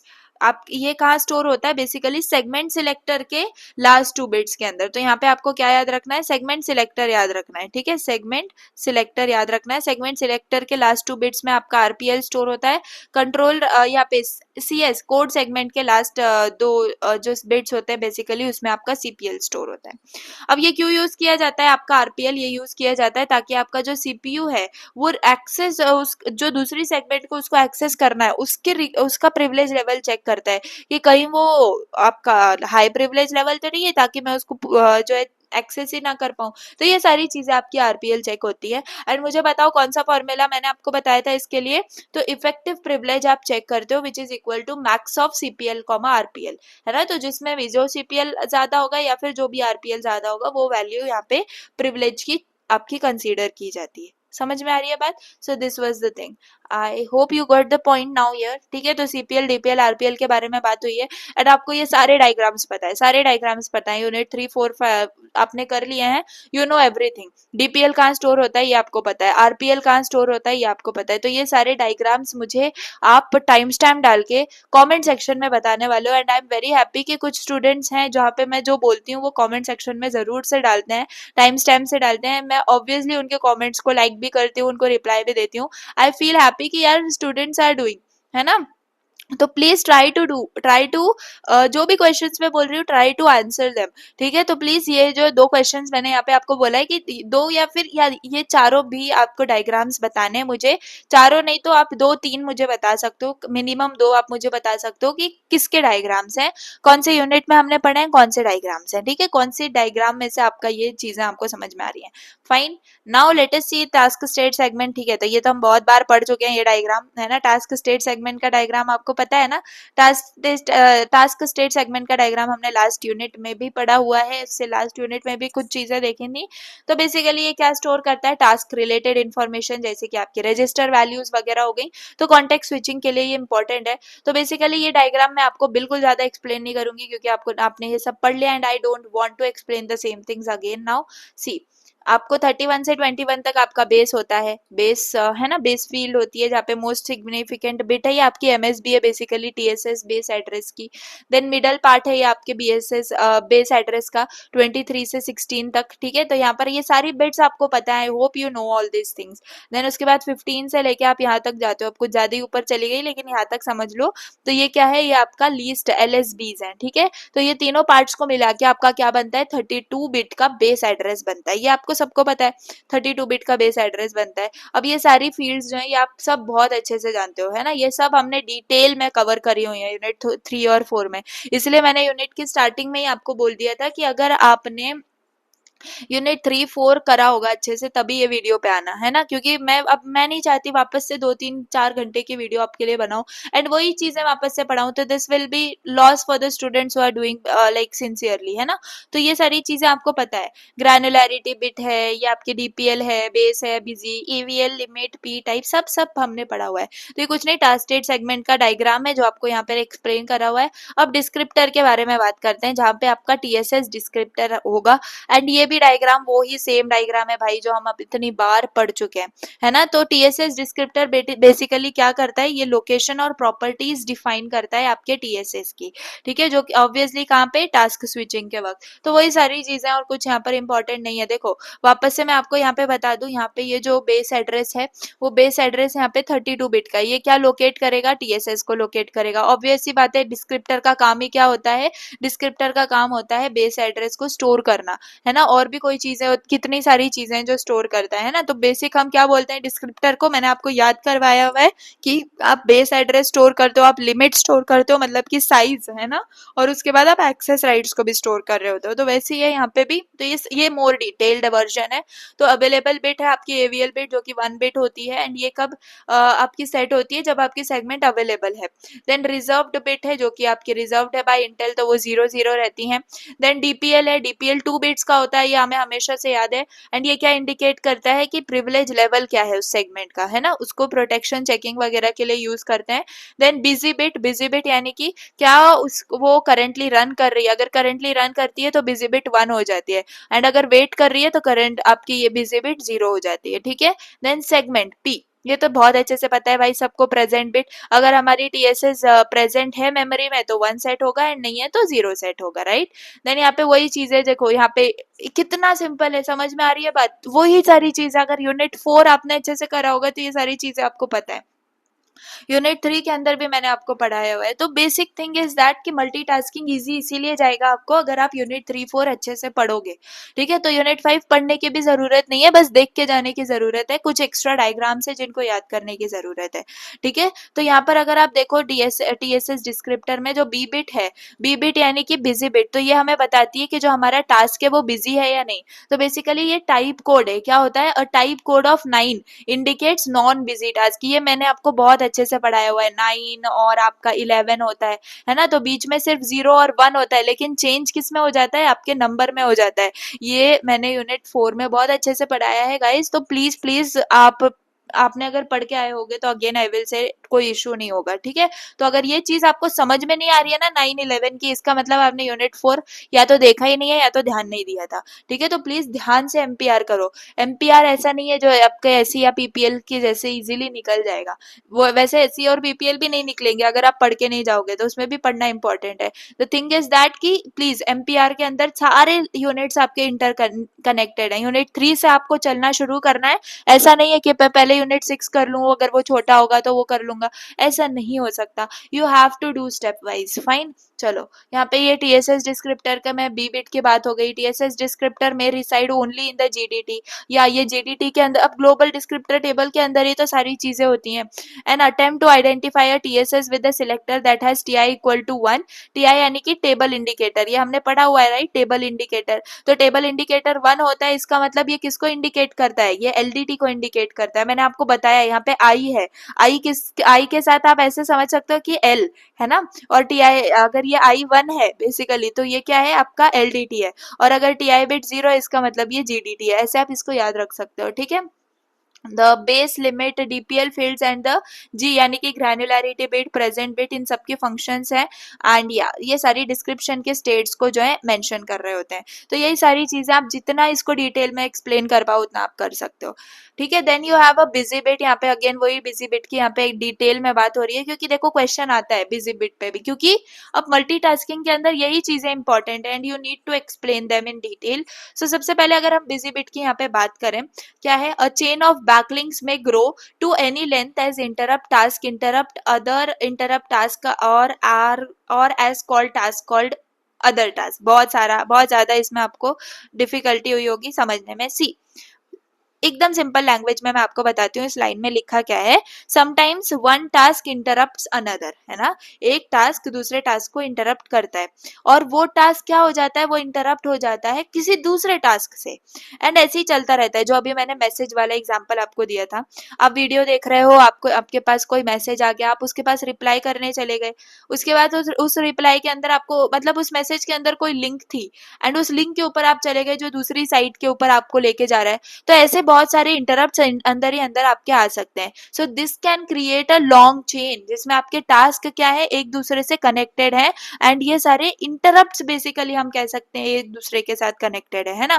तो यहाँ पे ये इस लाइन में यही बोला गया है। Fine, the busy bit ensures that the CPU can detect any attempt to create a loop. इसका मतलब कि आपका जो बिजी बिट है ये क्या है, एक स्मॉल वार्निंग साइन है, ठीक है, इस स्मॉल वार्निंग साइन की तरह काम करता है। ये सीपीयू को हेल्प करता है टू चेक कि आपने एक्सीडेंटली तो नहीं आप जा रहे हो बार बार रिपीट कर रहे हो टास्क को जो कि ऑलरेडी रन कर रहे हैं, है ना। तो ये क्या करेगा, ये एक नेवर एंडिंग लूप में चला जाएगा। तो इसीलिए बिजी बिट का जो है होना बहुत जरूरी है, ताकि हमारा जो है ना लूप क्रिएट नहीं हो जाए, किसी भी टास्क को करने का लूप क्रिएट नहीं हो जाए। The loop would indicate an attempt to re enter a task that is already busy, है ना। तो लूप का मतलब क्या, कि अगर एक टास्क है वो पहले से ही रन कर रहा है एंड सीपीयू वापस से उसको स्टार्ट करने की कोशिश कर रहा है, तो यही क्या होता है, आपका लूप होता है। And this is bad because the task is already busy. तो अगर वो बिजी है तो हम उसको नहीं छू सकते, ये याद रखना।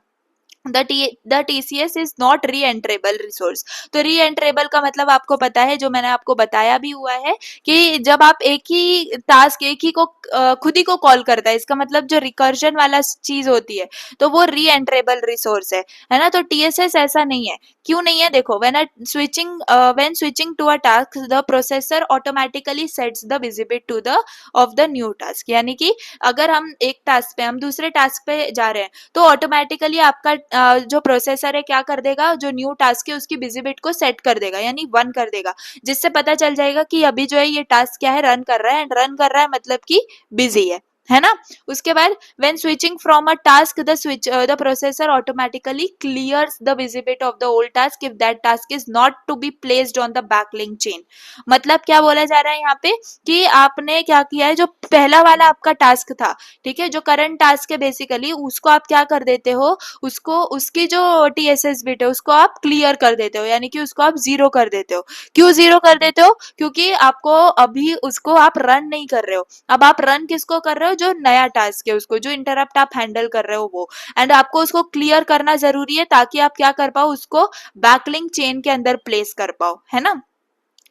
Okay When switching to a task, the processor signals an exception if the busy bit of the new task is already set. तो अगर आप टास्क को स्विच कर रहे हो बेसिकली, तो वो आपका क्या हो सकता है, एक्सेप्शन थ्रो कर सकता है अगर आपका न्यू टास्क भी सेट है ना। अगर आपका न्यू टास्क सेट है एंड आप उसी न्यू टास्क को पॉइंट कर रहे हो, मतलब कि आप उसी में स्विच करना चाह रहे हो, तो ऑब्वियस सी बात है उसमें सेट है तो आप उसमें वापस से नहीं जा सकते। तो एक ही टास्क को बार बार लूप क्रिएट नहीं कर सकता। So that is why TSS जो है वो आपका री एंट्रेबल रिसोर्स नहीं है, मतलब कि रिकर्जन इसके अंदर बेसिकली नहीं हो सकता है।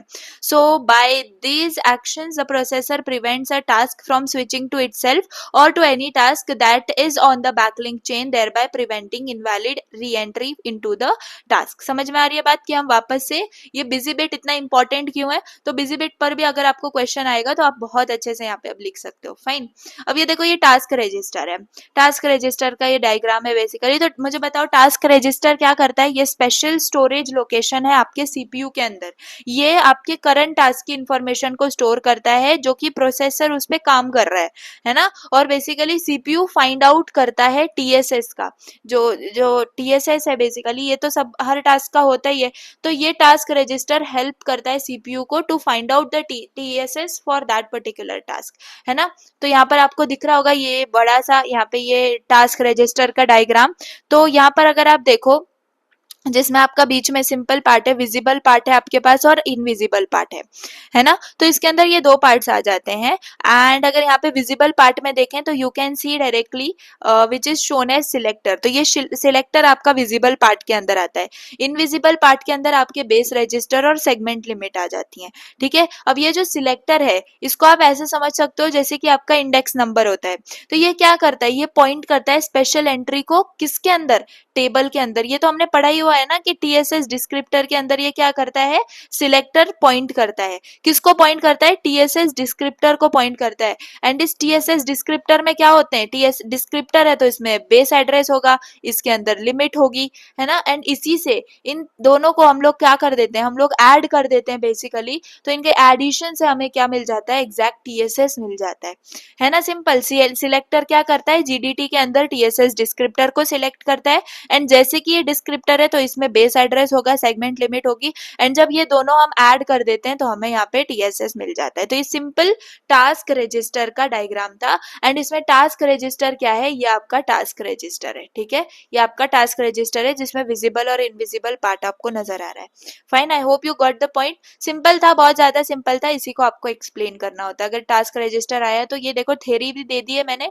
सो टास्क रजिस्टर क्या आइडेंटिफाई करता है, currently executing task by pointing to TSS, है ना। क्योंकि टीएसएस को पॉइंट कर रहा होता है ना, तो इसको पता होता है, कि एग्जैक्टली कि आपका जो अभी टास्क है वो कौन सा रन कर रहा है ना। So this is what the task register is important. And the task register has both visible portion, जो कि आप विजिबल मतलब कि आप उसको रीड कर सकते हो एंड उसके इंस्ट्रक्शंस को बाय यूजिंग इंस्ट्रक्शन चेंज भी कर सकते हो। और इनविजिबल पोर्शन जो कि सिर्फ प्रोसेसर मेंटेन करता है and to correspond to the visible portion. And इसको आप यूज नहीं कर मतलब रीड भी नहीं कर सकते, चेंज भी नहीं कर सकते। इसका पूरा कारबार किसके पास है, प्रोसेसर के पास है। The selector in the visible portion selects a TCS descriptor, है ना। जो सिलेक्टर है वो क्या करेगा, वही चीज यहाँ पर जो डायग्राम में मैंने आपको बताई है। तो टीएसएस डिस्क्रिप्टर सिलेक्ट करता है आपका सिलेक्टर जो कि डिस्क्रिप्टर में प्रेजेंट है।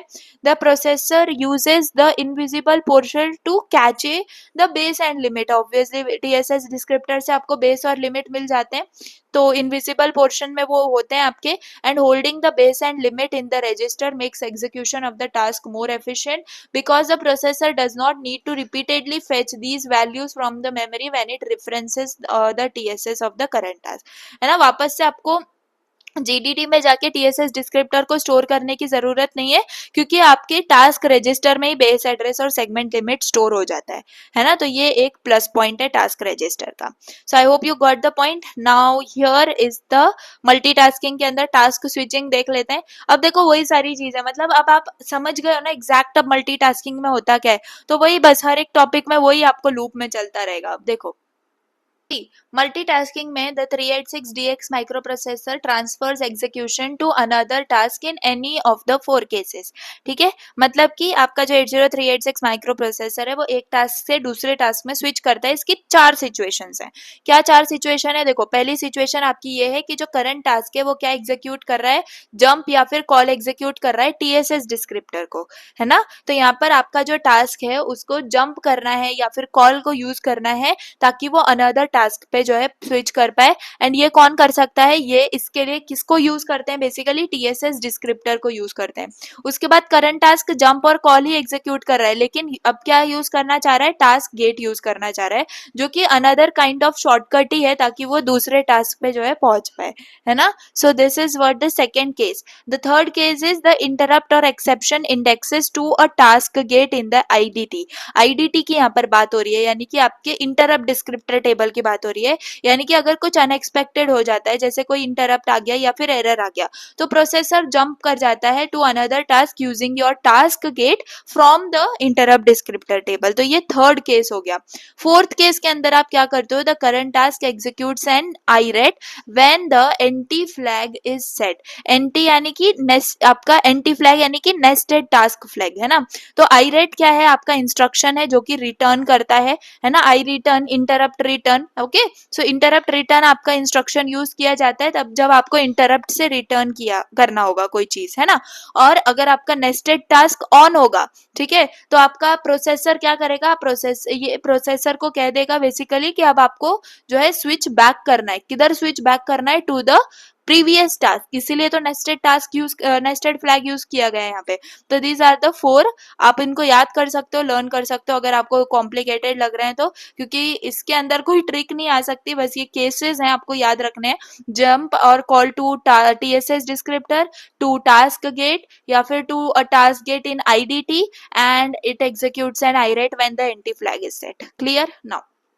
whenever a task switch occurs, okay, तो 80386 क्या करता है? ऑटोमेटिकली सेव कर देता है content of the old task in TSS and loads the context of the new task specified in another TSS. तो यहाँ पर अब आपका जंप और कॉल इंस्ट्रक्शन एग्जीक्यूट कब होता है? देखो, ये this will check current task is allowed to switch to the new task. मतलब कि सीपीयू क्या करेगा? पहले चेक करेगा कि जो टास्क स्विच है वो अलाउड है भी या नहीं, है ना। सबसे पहली चीज तो ये चेक होगी।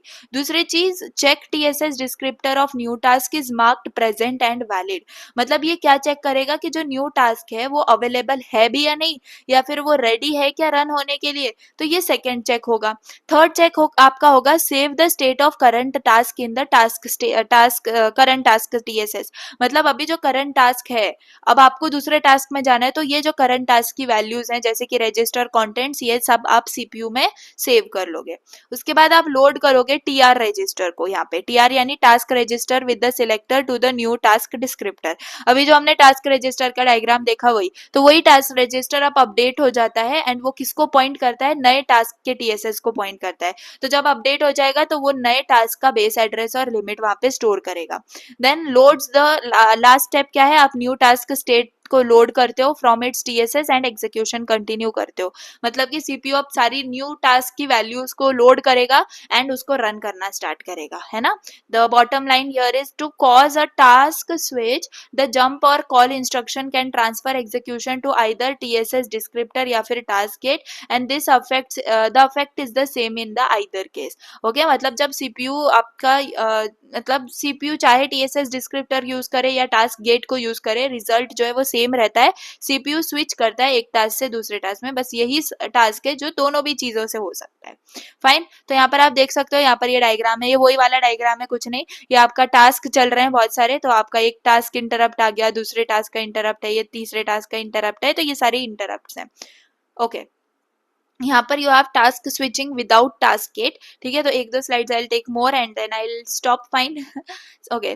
तो task switching without task gate की बात हो रही है यहाँ पे, विदाउट टास्क। अब देखो, ये बहुत इंपॉर्टेंट क्वेश्चन है, आपको with task gate and without task gate ये क्वेश्चन आते हैं, तो आपको डिफरेंस पता होने चाहिए and I will explain you in very simple way. See, task switching आपकी हो रही है विदाउट टास्क गेट, ठीक है। तो इस केस में क्या होगा? इस केस में आपके पास 5 स्टेप्स होते हैं टास्क स्विचिंग के, ठीक है।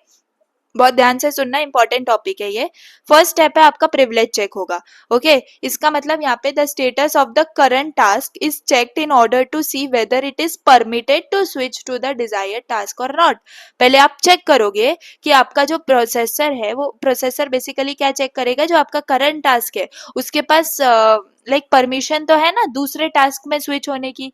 करंट टास्क की पहले हम परमिशन चेक कर रहे हैं, जो हम अभी टास्क रन कर रहे हैं, क्या इस टास्क से हम दूसरे टास्क में स्विच कर सकते हैं या नहीं। तो इसी को क्या बोला जाता है, प्रिविलेज लेवल चेक बोला जाता है, जो कि हम चेक कर रहे हैं कि इफ आपके पास दूसरे मतलब डोर में जाने के लिए उसकी की है क्या, है ना। तो बेसिकली ये प्रिविलेज चेक होता है। अब यहाँ पे देखो, if EPL is less than equal to TSS descriptor DPL, then only the current task is allowed to switch to the desired task. तो ये कंडीशन है, ये मैंने आपको पहले भी बताई हुई है। यहाँ पे कंडीशन क्या चेक होती है कि आपका जो प्रिविलेज लेवल है, ठीक है, it is less than equal to your TSS descriptor, जो कि आपका डीपीएल है ना। जो डीपीएल है, then only the current task is allowed to switch to the desired task. Fine. Basically आप यहाँ पे ना ईपीएल की जगह पे सिंपल कंसीडर कर सकते हो सीपीएल, क्योंकि हमें करंट प्रिविलेज लेवल इंपॉर्टेंट है ना। तो करंट टास्क का प्रिविलेज लेवल ही करंट प्रिविलेज लेवल होता है। और डीपीएल क्या होता है, डीपीएल आपके टारगेट वाले टास्क का, टारगेट जो टास्क है आपका उसका प्रिविलेज लेवल होता है। तो बेसिकली हमें उन दोनों को ही देखना होता है ना। तो हमें सिंपल ये देखना है कि आपका जो सीपीएल है, यानी कि करंट प्रिविलेज लेवल है, तभी आप करंट टास्क को स्विच कर पाओगे जब आपका करंट प्रिविलेज लेवल या तो इक्वल हो या फिर आपके प्रिविलेज लेवल से क्या हो, लेस देन इक्वल टू हो, है ना। तो स्मॉलर और इक्वल नंबर, तभी आप जो है डीपीएल आपका न्यू टास्क का होता है बेसिकली। क्योंकि देखो हमेशा देखो बस सिंपल, आपको इसको लैंग्वेज में, सिंपल लैंग्वेज में बताती हूँ। आपके पास प्रिविलेज लेवल होते हैं 0 1 2, है ना। आपके पास 0 प्रिविलेज लेवल है, तभी आप 0 प्रिविलेज लेवल है तो आप यहाँ पे 1 को एक्सेस कर सकते हो, नहीं। अगर आपका 1 प्रिविलेज लेवल है तो आप 0 को एक्सेस कर सकते हो। आपका 2 प्रिविलेज लेवल है तो आप 1 और 0 को एक्सेस कर सकते हो। मतलब हायर प्रिविलेज लेवल है तो आप पिछले वाले प्रिविलेज लेवल्स को जो है एक्सेस कर सकते हो। तो बेसिकली यही आपका सिस्टम होता है। आपका जो करंट टास्क है वो तभी स्विच कर पाएगा जब आपका जो करंट प्रिविलेज लेवल था वो इक्वल होगा या फिर स्मॉलर होगा, ठीक है। So this is the thing, the limit and present bit checking. Second में आपका क्या होता है, लिमिट और प्रेजेंट बिट चेकिंग होती है। तो इस केस में सीपीयू दो चीजें क्या चेक कर रहा है, लिमिट चेक कर रहा है। लिमिट यानी कि आपके न्यू टास्क टीएसएस की साइज, क्या ये वैलिड साइज है। उसके बाद प्रेजेंट बिट चेक करेगा। प्रेजेंट बिट में क्या चेक करेगा कि क्या वो टीएसएस टास्क, जो न्यू टास्क टीएसएस है, वो करेंटली मेमोरी के अंदर अवेलेबल है या नहीं है। अगर इनमें से एक भी चेक फेल हो जाता है तो आपका टास्क स्विच नहीं होगा, ठीक है। Third thing, save the state of the current task. अब आप क्या करोगे, अब आपको समझ में आ गया है कि हाँ प्रिविलेज लेवल भी चेक हो गया है एंड आपकी लिमिट और प्रेजेंट बिट भी चेक हो गई है। अब आपको क्या करना है, अब आपको करंट टास्क की इंफॉर्मेशन को स्टोर करके रखना है ना। तो 80386DX processor takes the base address of the current TSS from the task register cache and stores the context into the current TSS. For the current task the selector is stored as the backlink selector in the new task. तो basically यहाँ पर किसकी बात हो रही है, यहाँ पे हम बोल रहे हैं कि यहाँ पे टास्क रजिस्टर का यूज होता है। किसका यूज होता है, टास्क रजिस्टर का। टास्क रजिस्टर के अंदर आपका करंट टीएसएस की सारी चीजें, जो कि आपका बेस एड्रेस हो गया, सिलेक्टर हो गया, लिमिट हो गई, ये सारी चीजें स्टोर होती हैं। तो आप क्या करते हो, यहाँ पे बेसिकली टास्क रजिस्टर के अंदर चीजें स्टोर करवा रहे होते हो, है ना। तो टास्क रजिस्टर से चीजें स्टोर होने के बाद ये कहाँ पे यूज होती हैं, यहाँ पे ये यूज होती हैं to save the current task data. जैसे रजिस्टर हो गए, फ्लैग्स हो गया आपका, या फिर स्टैक्स पॉइंटर होते हैं, तो इन सब चीजों को स्टोर करने के लिए यूज होता है। Fine. So these are the 3 and इसके बाद 2 और हैं आपके यहाँ पे। फर्स्ट है आपका टास्क रजिस्टर लोडिंग। ओके, अब टास्क रजिस्टर लोडिंग के अंदर क्या होगा, टास्क रजिस्टर लोडिंग के अंदर अब आपका प्रोसेसर क्या करेगा, अपडेट करेगा। बेसिकली टास्क रजिस्टर को अपडेट किया जाता है। Fine. So the selector of the desire task TSS descriptor is loaded in the visible part of the task register. मुझे बताओ क्या विजिबल पार्ट होता है, सिलेक्टर होता है। The B bit in the new task descriptor is indicated as the B and TS bit in the CR0 register is set to indicate that the task is active, है ना। अब यहाँ पर बात क्या हो रही है, यहाँ पर बोला जा रहा है कि आपकी जो बिजी बिट है उसको सेट किया जाता है टू 1 एंड इसका मतलब कि आपका जो न्यू टास्क है वो अब एक्टिव है एंड रन कर रहा है, ठीक है। तो बिजी बिट तभी आपका सेट होता है। और आप टीएस बिट आपका किस में होता है, CR0 रजिस्टर के अंदर प्रेजेंट होता है। तो TS bit in the CR0 register is set to indicate that the task is active, है ना। तो CR0 आपके कंट्रोल रजिस्टर के अंदर होता है। टीएस यानी कि task switch bit. Task switch bit आप क्या कर रहे होते हो, इस वक्त ऑन कर देते हो कि आपको पता चल जाए कि हाँ टास्क स्विच हुआ है ना। देन यहाँ पर आपके पास होता है रिज्यूम एग्जीक्यूशन। तो यहाँ पे सिर्फ दो चीजों की बात हुई, आपकी बी बिट की और टीएस बिट की। टीएस बिट आपकी टास्क स्विच बिट है, तो बी बिट यानी बिजी बिट को आप सेट कर देते हो और टास्क स्विच बिट को आप ऑन कर देते हो। उसके बाद यहाँ पर बोला जा रहा है रिज्यूमिंग एग्जीक्यूशन के बारे में। तो while doing this, the selector of the old TSS is saved as the backlink selector in the new task state segment. Switching is complete and execution resumes with the instruction identifies by the new content of the CS EIP. मतलब क्या हो रहा है यहाँ पे बात, आपके resume execution में एक link to the old task is saved, है ना। आपके पुराने टास्क में की जो लिंक है वो सेव की जाती है inside the new task TSS and इससे आप क्या कर पाते हो, प्रीवियस टास्क में जा पाते हो। It helps to you to go back to the previous task जब भी आपको चाहिए। अब टास्क स्विच जो है वो कंप्लीट हो चुका है, तो सीपीयू क्या स्टार्ट करेगा, CPU will start running the new task from the location. And कौन सी location, so this is the location your code segment and your EIP is your instruction pointer, है ना। तो I hope you got the point कि यहाँ पर आपका without में जो है क्या हो रहा है, सी विदाउट टास्क गेट, अभी यहाँ पर कहीं पर भी हमारा टास्क गेट जो है वो यूज नहीं हुआ है ना। सबसे पहले हम प्रिविलेज लेवल का चेक करेंगे। प्रिविलेज लेवल चेक करने के लिए हम देखेंगे कि करंट प्रिविलेज लेवल क्या हमारे टीएसएस डिस्क्रिप्टर ऑफ डीपीएल से लेस देन है। अगर है तभी हम क्या कर पाएंगे, हम प्रिविलेज चेक यहाँ पर कंप्लीट होता है एंड तभी हम आगे बढ़ पाएंगे। सेकेंड है आपका लिमिट चेक होता है कि क्या हमारा जो नेक्स्ट टास्क है वो जो है हमारी वैलिड लिमिट है कि नहीं मेमोरी के अंदर। उसके बाद प्रेजेंट बिट, क्या वो मेमोरी में प्रेजेंट है या नहीं है। उसके बाद आप करते हो करंट टास्क के स्टेटस को सेव, है ना। कहाँ पे सेव होता है, टास्क रजिस्टर में सेव होता है करंट टीएसएस के। एंड उस एंड आपका जो current task of the selector वो आपके बैक लिंक की तरह भी स्टोर होता है। उसके बाद यहाँ पर आपकी दो बिट सेट होती है, पहले तो बी बिट सेट होती है बिजी बिट, और आपकी टास्क स्विच बिट जो है वो ऑन हो जाती है, जो कि बेसिकली CR0 रजिस्टर के अंदर होती है। Then at last resuming execution, मतलब अगर आपका वो टास्क जो इंटरप्ट है वो हैंडल हो चुका है एंड अब आपको वापस से अपने करंट टास्क पे आना है, तो आप क्या करते हो, अब आप यहाँ पे बैकलिंक सिलेक्टर का यूज करते हो एंड जो नया कंटेंट है code segment and instruction pointer में से वो आइडेंटिफाई होता है। तो ये कब होते हैं, ये 5 स्टेप्स आपके होते हैं विदाउट टास्क गेट में। अब विद टास्क गेट के अंदर क्या होता है, देखो विद टास्क गेट के अंदर you will task switching with the task gate. सबसे पहला वापस से आपका प्रिविलेज चेक ही है। यहाँ पर क्या बोला जा रहा है, the gate selector EPL is compared with the DPL of the task gate descriptor. If task gate DPL is greater than equal to EPL, then only the current task is allowed to switch to the new task. तो यहाँ पर जो है क्या हो गया है, देखो यहाँ पे CPL चेक हो रहा था, या फिर आप EPL भी कंसीडर कर सकते हो, लेकिन फॉर योर अंडरस्टैंडिंग आप CPL भी बोलोगे तो इट्स फाइन, ओके। तो यहाँ पर हम बोल रहे थे CPL और EPL is less than equal to TSS descriptor of DPL। यहाँ पर भी वही सेम बात है ना, वही तो सेम बात है और कुछ नहीं है, बस यहाँ पे टास्क गेट का DPL है। यहाँ पर किसका DPL था, TSS डिस्क्रिप्टर का DPL था। यहाँ पे किसका DPL है, आपके टास्क गेट का DPL है। ये बस आपको यहाँ पे याद रखना है ना।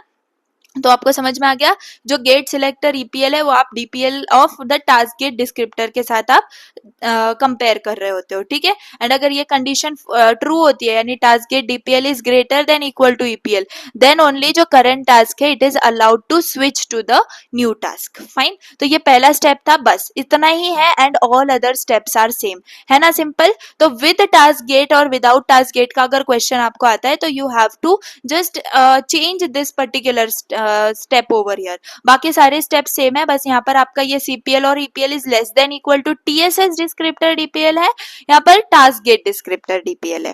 Fine, so this was the thing and I hope you got the point. And यहाँ पर देखो विदाउट टास्क गेट के बारे में यहाँ पर क्या बोला गया है, सिंपल टू अंडरस्टैंड है। देखो ये डायग्राम, अब इससे आपको समझ में आ जाएगा कि task switch without task gate हो कैसे रही है। तो यहाँ पर आप देख सकते हो TR है, TR यानी कि आपका टास्क रजिस्टर। टास्क रजिस्टर में क्या स्टोर होता है, सिलेक्टर, तो देखो यहाँ पे आप ध्यान से देखोगे तो सिलेक्टर क्या है, सिलेक्टर आपका विजिबल पार्ट है, और ये जो बेस एड्रेस और लिमिट है ये आपका क्या है, इनविजिबल पार्ट है ना, इनविजिबल पार्ट है। अब यहाँ पर जो सिलेक्टर होता है वो 16 बिट्स का होता है, एंड ये किसको पॉइंट करता है, ये आपके डिस्क्रिप्टर के अंदर ये टीएसएस ये जीडीटी के अंदर टीएसएस डिस्क्रिप्टर को पॉइंट करता है ना, जीडीटी के अंदर टीएसएस डिस्क्रिप्टर को पॉइंट करता है। तो बेसिकली यहाँ पर देखो बेस एड्रेस जो है वो 32 बिट्स का, लिमिट आपकी 20 बिट्स की होती है ना। अब यहाँ पर ये इसका पर्पस क्या है टीआर रजिस्टर का, basically two point two the TSS in the current task. अब ये टीएसएस डिस्क्रिप्टर हमें मिल गया, तो इससे हमें क्या मिल जाता है, इसी से हमें बेस एड्रेस मिल जाता है ना, और इसी से हमें क्या मिल जाता है, इसी से हमें लिमिट भी मिल जाती है, लिमिट यानी कि उसका साइज, है ना। एंड जब ये मिल जाता है बेसिकली तो हमें पता चल जाता है टीएसएस किधर है। अब जीडीटी और टीएसएस यहाँ पर देख सकते हो आप, जीडीटी है ना, और यहाँ पर देखो ये लिमिट कहीं टीएसएस के अंदर भी जा रही है, दिख रहा है ये, तो ये जो लिमिट जा रही है आपकी टीएसएस के अंदर, I will rub this part, see ये टीएसएस आपका है, टास्क स्टेट सेगमेंट, है ना। तो जीडीटी है, जीडीटी क्या होल्ड करता है, सारे डिस्क्रिप्टर्स को होल्ड करता है, बेसिकली यहाँ पे टीएसएस डिस्क्रिप्टर भी उसने होल्ड करके रखा है, तो इसी से आपके पास क्या आ जाते हैं, ये सारे आ जाते हैं। एंड इसी के साथ साथ ये फ्लैग्स भी भेजता है, मतलब प्रेजेंट बिट, बिजी बिट और डीपीएल बिट को भी भेजता है, ठीक है। तो यहाँ पर ये लिमिट किसको पॉइंट कर रही होती है, टास्क स्टेट सेगमेंट को पॉइंट कर रही होती है। अब ये हो कैसे रहा है, देखो जब भी कॉल मतलब when the call instruction is executed, fine, when the call instruction is executed, मैंने यहाँ पे लिखा भी हुआ है, see here, when the call instruction is executed the selector is loaded into 80386 processors task register, then the corresponding task state segment descriptor is taken from GDT and the TSS descriptor is loaded to the TR cache। मतलब कि यहाँ पे क्या बोला जा रहा है कि जो जब भी आपका कॉल एग्जीक्यूट होता है तो यहाँ पे क्या होता है, ये जो सिलेक्टर है ये आपका लोड हो जाता है टास्क रजिस्टर में, एंड जैसे ये सिलेक्टर लोड होता है, सिलेक्टर किसको पॉइंट करता है, टास्क डिस्क्रिप्टर को पॉइंट करता है जो कि जीडीटी में प्रेजेंट है, एंड टास्क डिस्क्रिप्टर से हमें बेस एड्रेस और लिमिट मिल जाती है किसकी, टीएसएस की, है ना। टीएसएस आपका कहाँ लोड हो जाता है, बेसिकली आपके टीआर के कैचे में, ये जो है कैचे बोला जाता है, जो ये इनविजिबल मेमोरी है वो, फाइन। अब कुछ कंडीशंस हैं जो कि टास्क स्विचिंग की ट्रू होनी चाहिए, कौन सी कंडीशंस, ये कंडीशंस, पहले तो प्रेजेंट बिट आपकी 1 होनी चाहिए, बिजी बिट आपकी 0 होनी चाहिए, क्योंकि अभी आपको टास्क स्विच करना बाकी है, तो जो नया टास्क है उसका आप चेक कर रहे हो कि क्या वो प्रेजेंट है, क्या वो बिजी तो नहीं है, और क्या उसका करंट प्रिविलेज लेवल हमारे जो डिस्क्रिप्टर प्रिविलेज लेवल है यानी कि टारगेट वाले से दोनों का सेम है या नहीं, fine. Now if maximum of CPL RPL is less than equal to DPL then only the current task is allowed, ठीक है। तो ये कंडीशन आपकी जो है चेक हो रही होती है, तभी आपका टास्क स्विच अलाउड होता है, फाइन।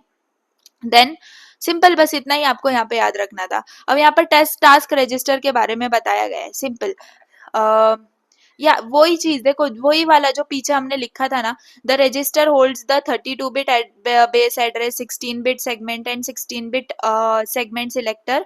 सो ये वही बात है। चलो ओल्ड टास्क और न्यू टास्क की, मतलब टास्क रजिस्टर के बारे में आपको इन्फॉर्मेशन लिखनी होगी। तो अगर विदाउट टास्क गेट के बारे में आपको क्वेश्चन आता है तो सबसे पहले तो आप ये 5 स्टेप्स लिखोगे, एंड इन 5 स्टेप्स के बाद आप ये डायग्राम बनाओगे एंड इससे आप एक्सप्लेन करोगे। ये कुछ नहीं, यहाँ पे टीएसएस डिस्क्रिप्टर बनाया हुआ है, अगर आपको बनाना है तो बनाओ, अदरवाइज इट्स नॉट नेसेसरी। बाकी ये चीजें लिखना इंपॉर्टेंट है कि कौन से आपके ये ट्रू होने चाहिए, तभी आप टास्क स्विच कर पाते हो, fine. Then you have this, चलिए अब मैं जो है ये इसको बाद में कवर करती हूँ, and we will cover the without task gate part also. वैसे ये इतना कुछ ये है नहीं, देखो यहाँ पर ये सारी प्रिविलेज चेक ही लिखा हुआ है, चलो इसको भी देख ही लेते हैं क्योंकि ये विदाउट टास्क गेट का ही पार्ट है। And then from next I will start with task gate descriptor. तो यहाँ पर देखो ये आपकी मल्टीटास्किंग हो रही है विदाउट टास्क गेट की, तो यहाँ पर आपके सारे ओल्ड और करंट टास्क के प्रोग्राम्स प्रेजेंट है। सबसे पहले क्या चेक होता है, वही, अरे यार ये तो वो 5 ही स्टेप्स है ना जो हमने अभी बताए। तो देखो सबसे पहले आपका प्रिविलेज लेवल चेक होता है, एंड आप चेक करते हो कि मैक्सिमम सीपीएल आरपीएल है, it is less than equal to DPL of the new TSS descriptor, तभी अगर ये आपका है ट्रू तभी ये स्विचिंग आपकी अलाउ होती है। फिर आप चेक करते हो टीएसएस डिस्क्रिप्टर को of new task is present, उसके बाद आप सेव करते हो करंट टास्क की स्टेट, उसके बाद आप लोड करते हो selector of new task in the task register which will point two new task TSS descriptor, and at last आप उसको लोड कर देते हो। तो आप चाहो तो इसको अपनी लैंग्वेज में भी लिख सकते हो, कोई इसमें कोई ये नहीं है, एंड आप इसको ऐसे ही ड्रॉ भी कर सकते हो। उसके बाद ये यहाँ से ये सब हो जाता है तो आप न्यू टास्क पे कर जाते हो स्विच, है ना। ये सारी कंडीशंस आपकी हो जाती हैं फाइन, तो आप ये न्यू टास्क पे स्विच कर देते हो। अब ये न्यू टास्क आपने क्या कर दिया, ये जो इंटरप्ट था बेसिकली, तो आपने लेट सपोज आप ये 4 पे थे, आपका ये इंटरप्ट आ गया, उसके बाद आप वापस से आपका जब ये काम हो जाता है तो आप वापस से उसी टास्क पे आ जाते हो, तो उस केस में आपका यहाँ पे बैकलिंक यूज होता है ना। New task TSS has old task old task TSS backlink information in the backlink field of the old TSS, and ये backlink से आप क्या करते हो, आप वापस से उसी टास्क पे आ जाते हो जहां पर आपने छोड़ा था। फाइन, तो यही है, and I hope you got the point basically कि task switching without task gate होता कैसे है। अगर विद टास्क गेट है तो बस कुछ नहीं करना है, आपको क्या कर देना है, पहले तो आप TSS डिस्क्रिप्टर से कंपेयर करते थे, अब आपको टास्क गेट डिस्क्रिप्टर से कंपेयर करना है, दैट्स इट, बस इतना ही है आपका। फाइन, तो ये था आपका पूरा मल्टीटास्किंग का पार्ट। अभी बचा है task gate descriptor and multitasking with task gate, हमें देखना है थोड़ा बहुत कि इसमें डिफरेंस क्या आ जाता है, वो हम डिस्कस करेंगे। एंड फिर टास्क लिंकिंग के बाद address space and then virtual 8086 mode आ जाएगा जिसमें हम और चीजें पढ़ेंगे। तो अभी मल्टीटास्किंग लाइक 10-15% आपका बचा है, वो हम कवर कर लेंगे। And yes, I will stop now because now I am tired, and part 1 आपका मैं बना दूंगी एंड देन पार्ट 2 आपको मिल जाएगा, and at last I will also upload the one shot. बस मैं इसको देखो, माइक्रो प्रोसेसर को मैं वन शॉट में कवर करना इज वेरी डिफिकल्ट। यूनिट 3, 4, 5 आपने देखा होगा, बहुत पार्ट्स में गए हुए हैं, and at last one shot दिया है मैंने, लेकिन आप देख सकते हो वन शॉट भी कितना बड़ा बना है। तो यही बात है, माइक्रो प्रोसेसर को समझने के लिए आपको बहुत चीजें और समझनी पड़ती हैं, तो जब वो पूरी स्टोरी आप समझोगे तब आपको वो समझ में आएगा, इसलिए वो स्टोरी सुनाने में टाइम ज्यादा चला जाता है। सो चलिए, दैट्स फाइन, पार्ट 1 में भी हमने बहुत चीजें अच्छे से समझ ली हैं। We have understood about the task, multitasking का कॉन्सेप्ट यहाँ पे हमने यहाँ तक कर लिया है। कहाँ तक कर लिया है, task registers, fine, task registers तक we have done. Basics of multitasking हमने पढ़ा, मल्टीटास्किंग इंटरप्ट, टास्क आइसोलेशन के बारे में पढ़ा, बेसिक्स ऑफ मल्टीटास्किंग में प्रोसीजर स्विचिंग, टास्क स्विचिंग के बीच में डिफरेंस देखा, एंड देन इनके बेसिक्स पढ़े। फिर हम TSS के डिटेल में आए, उसका डायग्राम देखा, एंड देन यहाँ पर इसके बारे में डिटेल्स हमने पढ़ी। देन डायनेमिक एंड स्टैटिक के बारे में we got to know, then static की भी डिटेल्स, डायनेमिक की भी डिटेल्स, उसका दोनों का डिफरेंस। देन मल्टीटास्किंग का जो मेन प्रोसीजर CPL, DPL और RPL के थ्रू होता है वो देखा। देन TSS क्या होता है, टास्क स्टेट सेगमेंट, उसका हमने डायग्राम देखा। देन यहाँ पर इस डायग्राम को आप बहुत अच्छे से जानते हो, सी यहाँ पर ये बी बिट के बारे में बात की, एंड देन बी बिट के बारे में हमने बिजी बिट के बारे में और डिटेल में बात की। टास्क रजिस्टर को समझा, जो कि अब आप बहुत अच्छे से समझ चुके हो, एंड उसकी भी डिटेल्स यहाँ पर लिखी हुई हैं। उसके बाद ये 4 कंडीशंस जो कि ट्रू होनी चाहिए एंड क्या क्या होना चाहिए for a task switch to happen. अब task switching without task gate में हमने समझा कि कौन सी कंडीशन इंपॉर्टेंट है, एंड ये 5 स्टेप्स आपको लिखने हैं, एंड विथ टास्क गेट के अंदर आपकी बस ये कंडीशन जो है आपकी जो है चेंज हो जाती है, बाकी 5 स्टेप्स आपके सेम रहते हैं। फाइन, मल्टीटास्किंग के अंदर हमने देखा विदाउट टास्क गेट के अंदर क्या क्या होता है, एंड ये डिस्क्रिप्शन आप लिख सकते हो एंड ये भी आप लिख सकते हो। Next we will start part 2 from the task gate descriptor, and I will cover the whole unit. Fine, so I hope you got the concept. अगर कहीं पे डाउट है तो try to rewind the video and see, and अगर कहीं पे doubt और हो रहा है तो आप ChatGPT कर सकते हो, अदरवाइज आप एट द एंड आके कमेंट सेक्शन में डाल सकते हो and I will resolve your doubt. ठीक है, तो चलिए, that's all for the day, and video पसंद आई हो तो प्लीज लाइक कर देना, चैनल पर नहीं हो तो सब्सक्राइब कर देना। Thanks for watching, bye.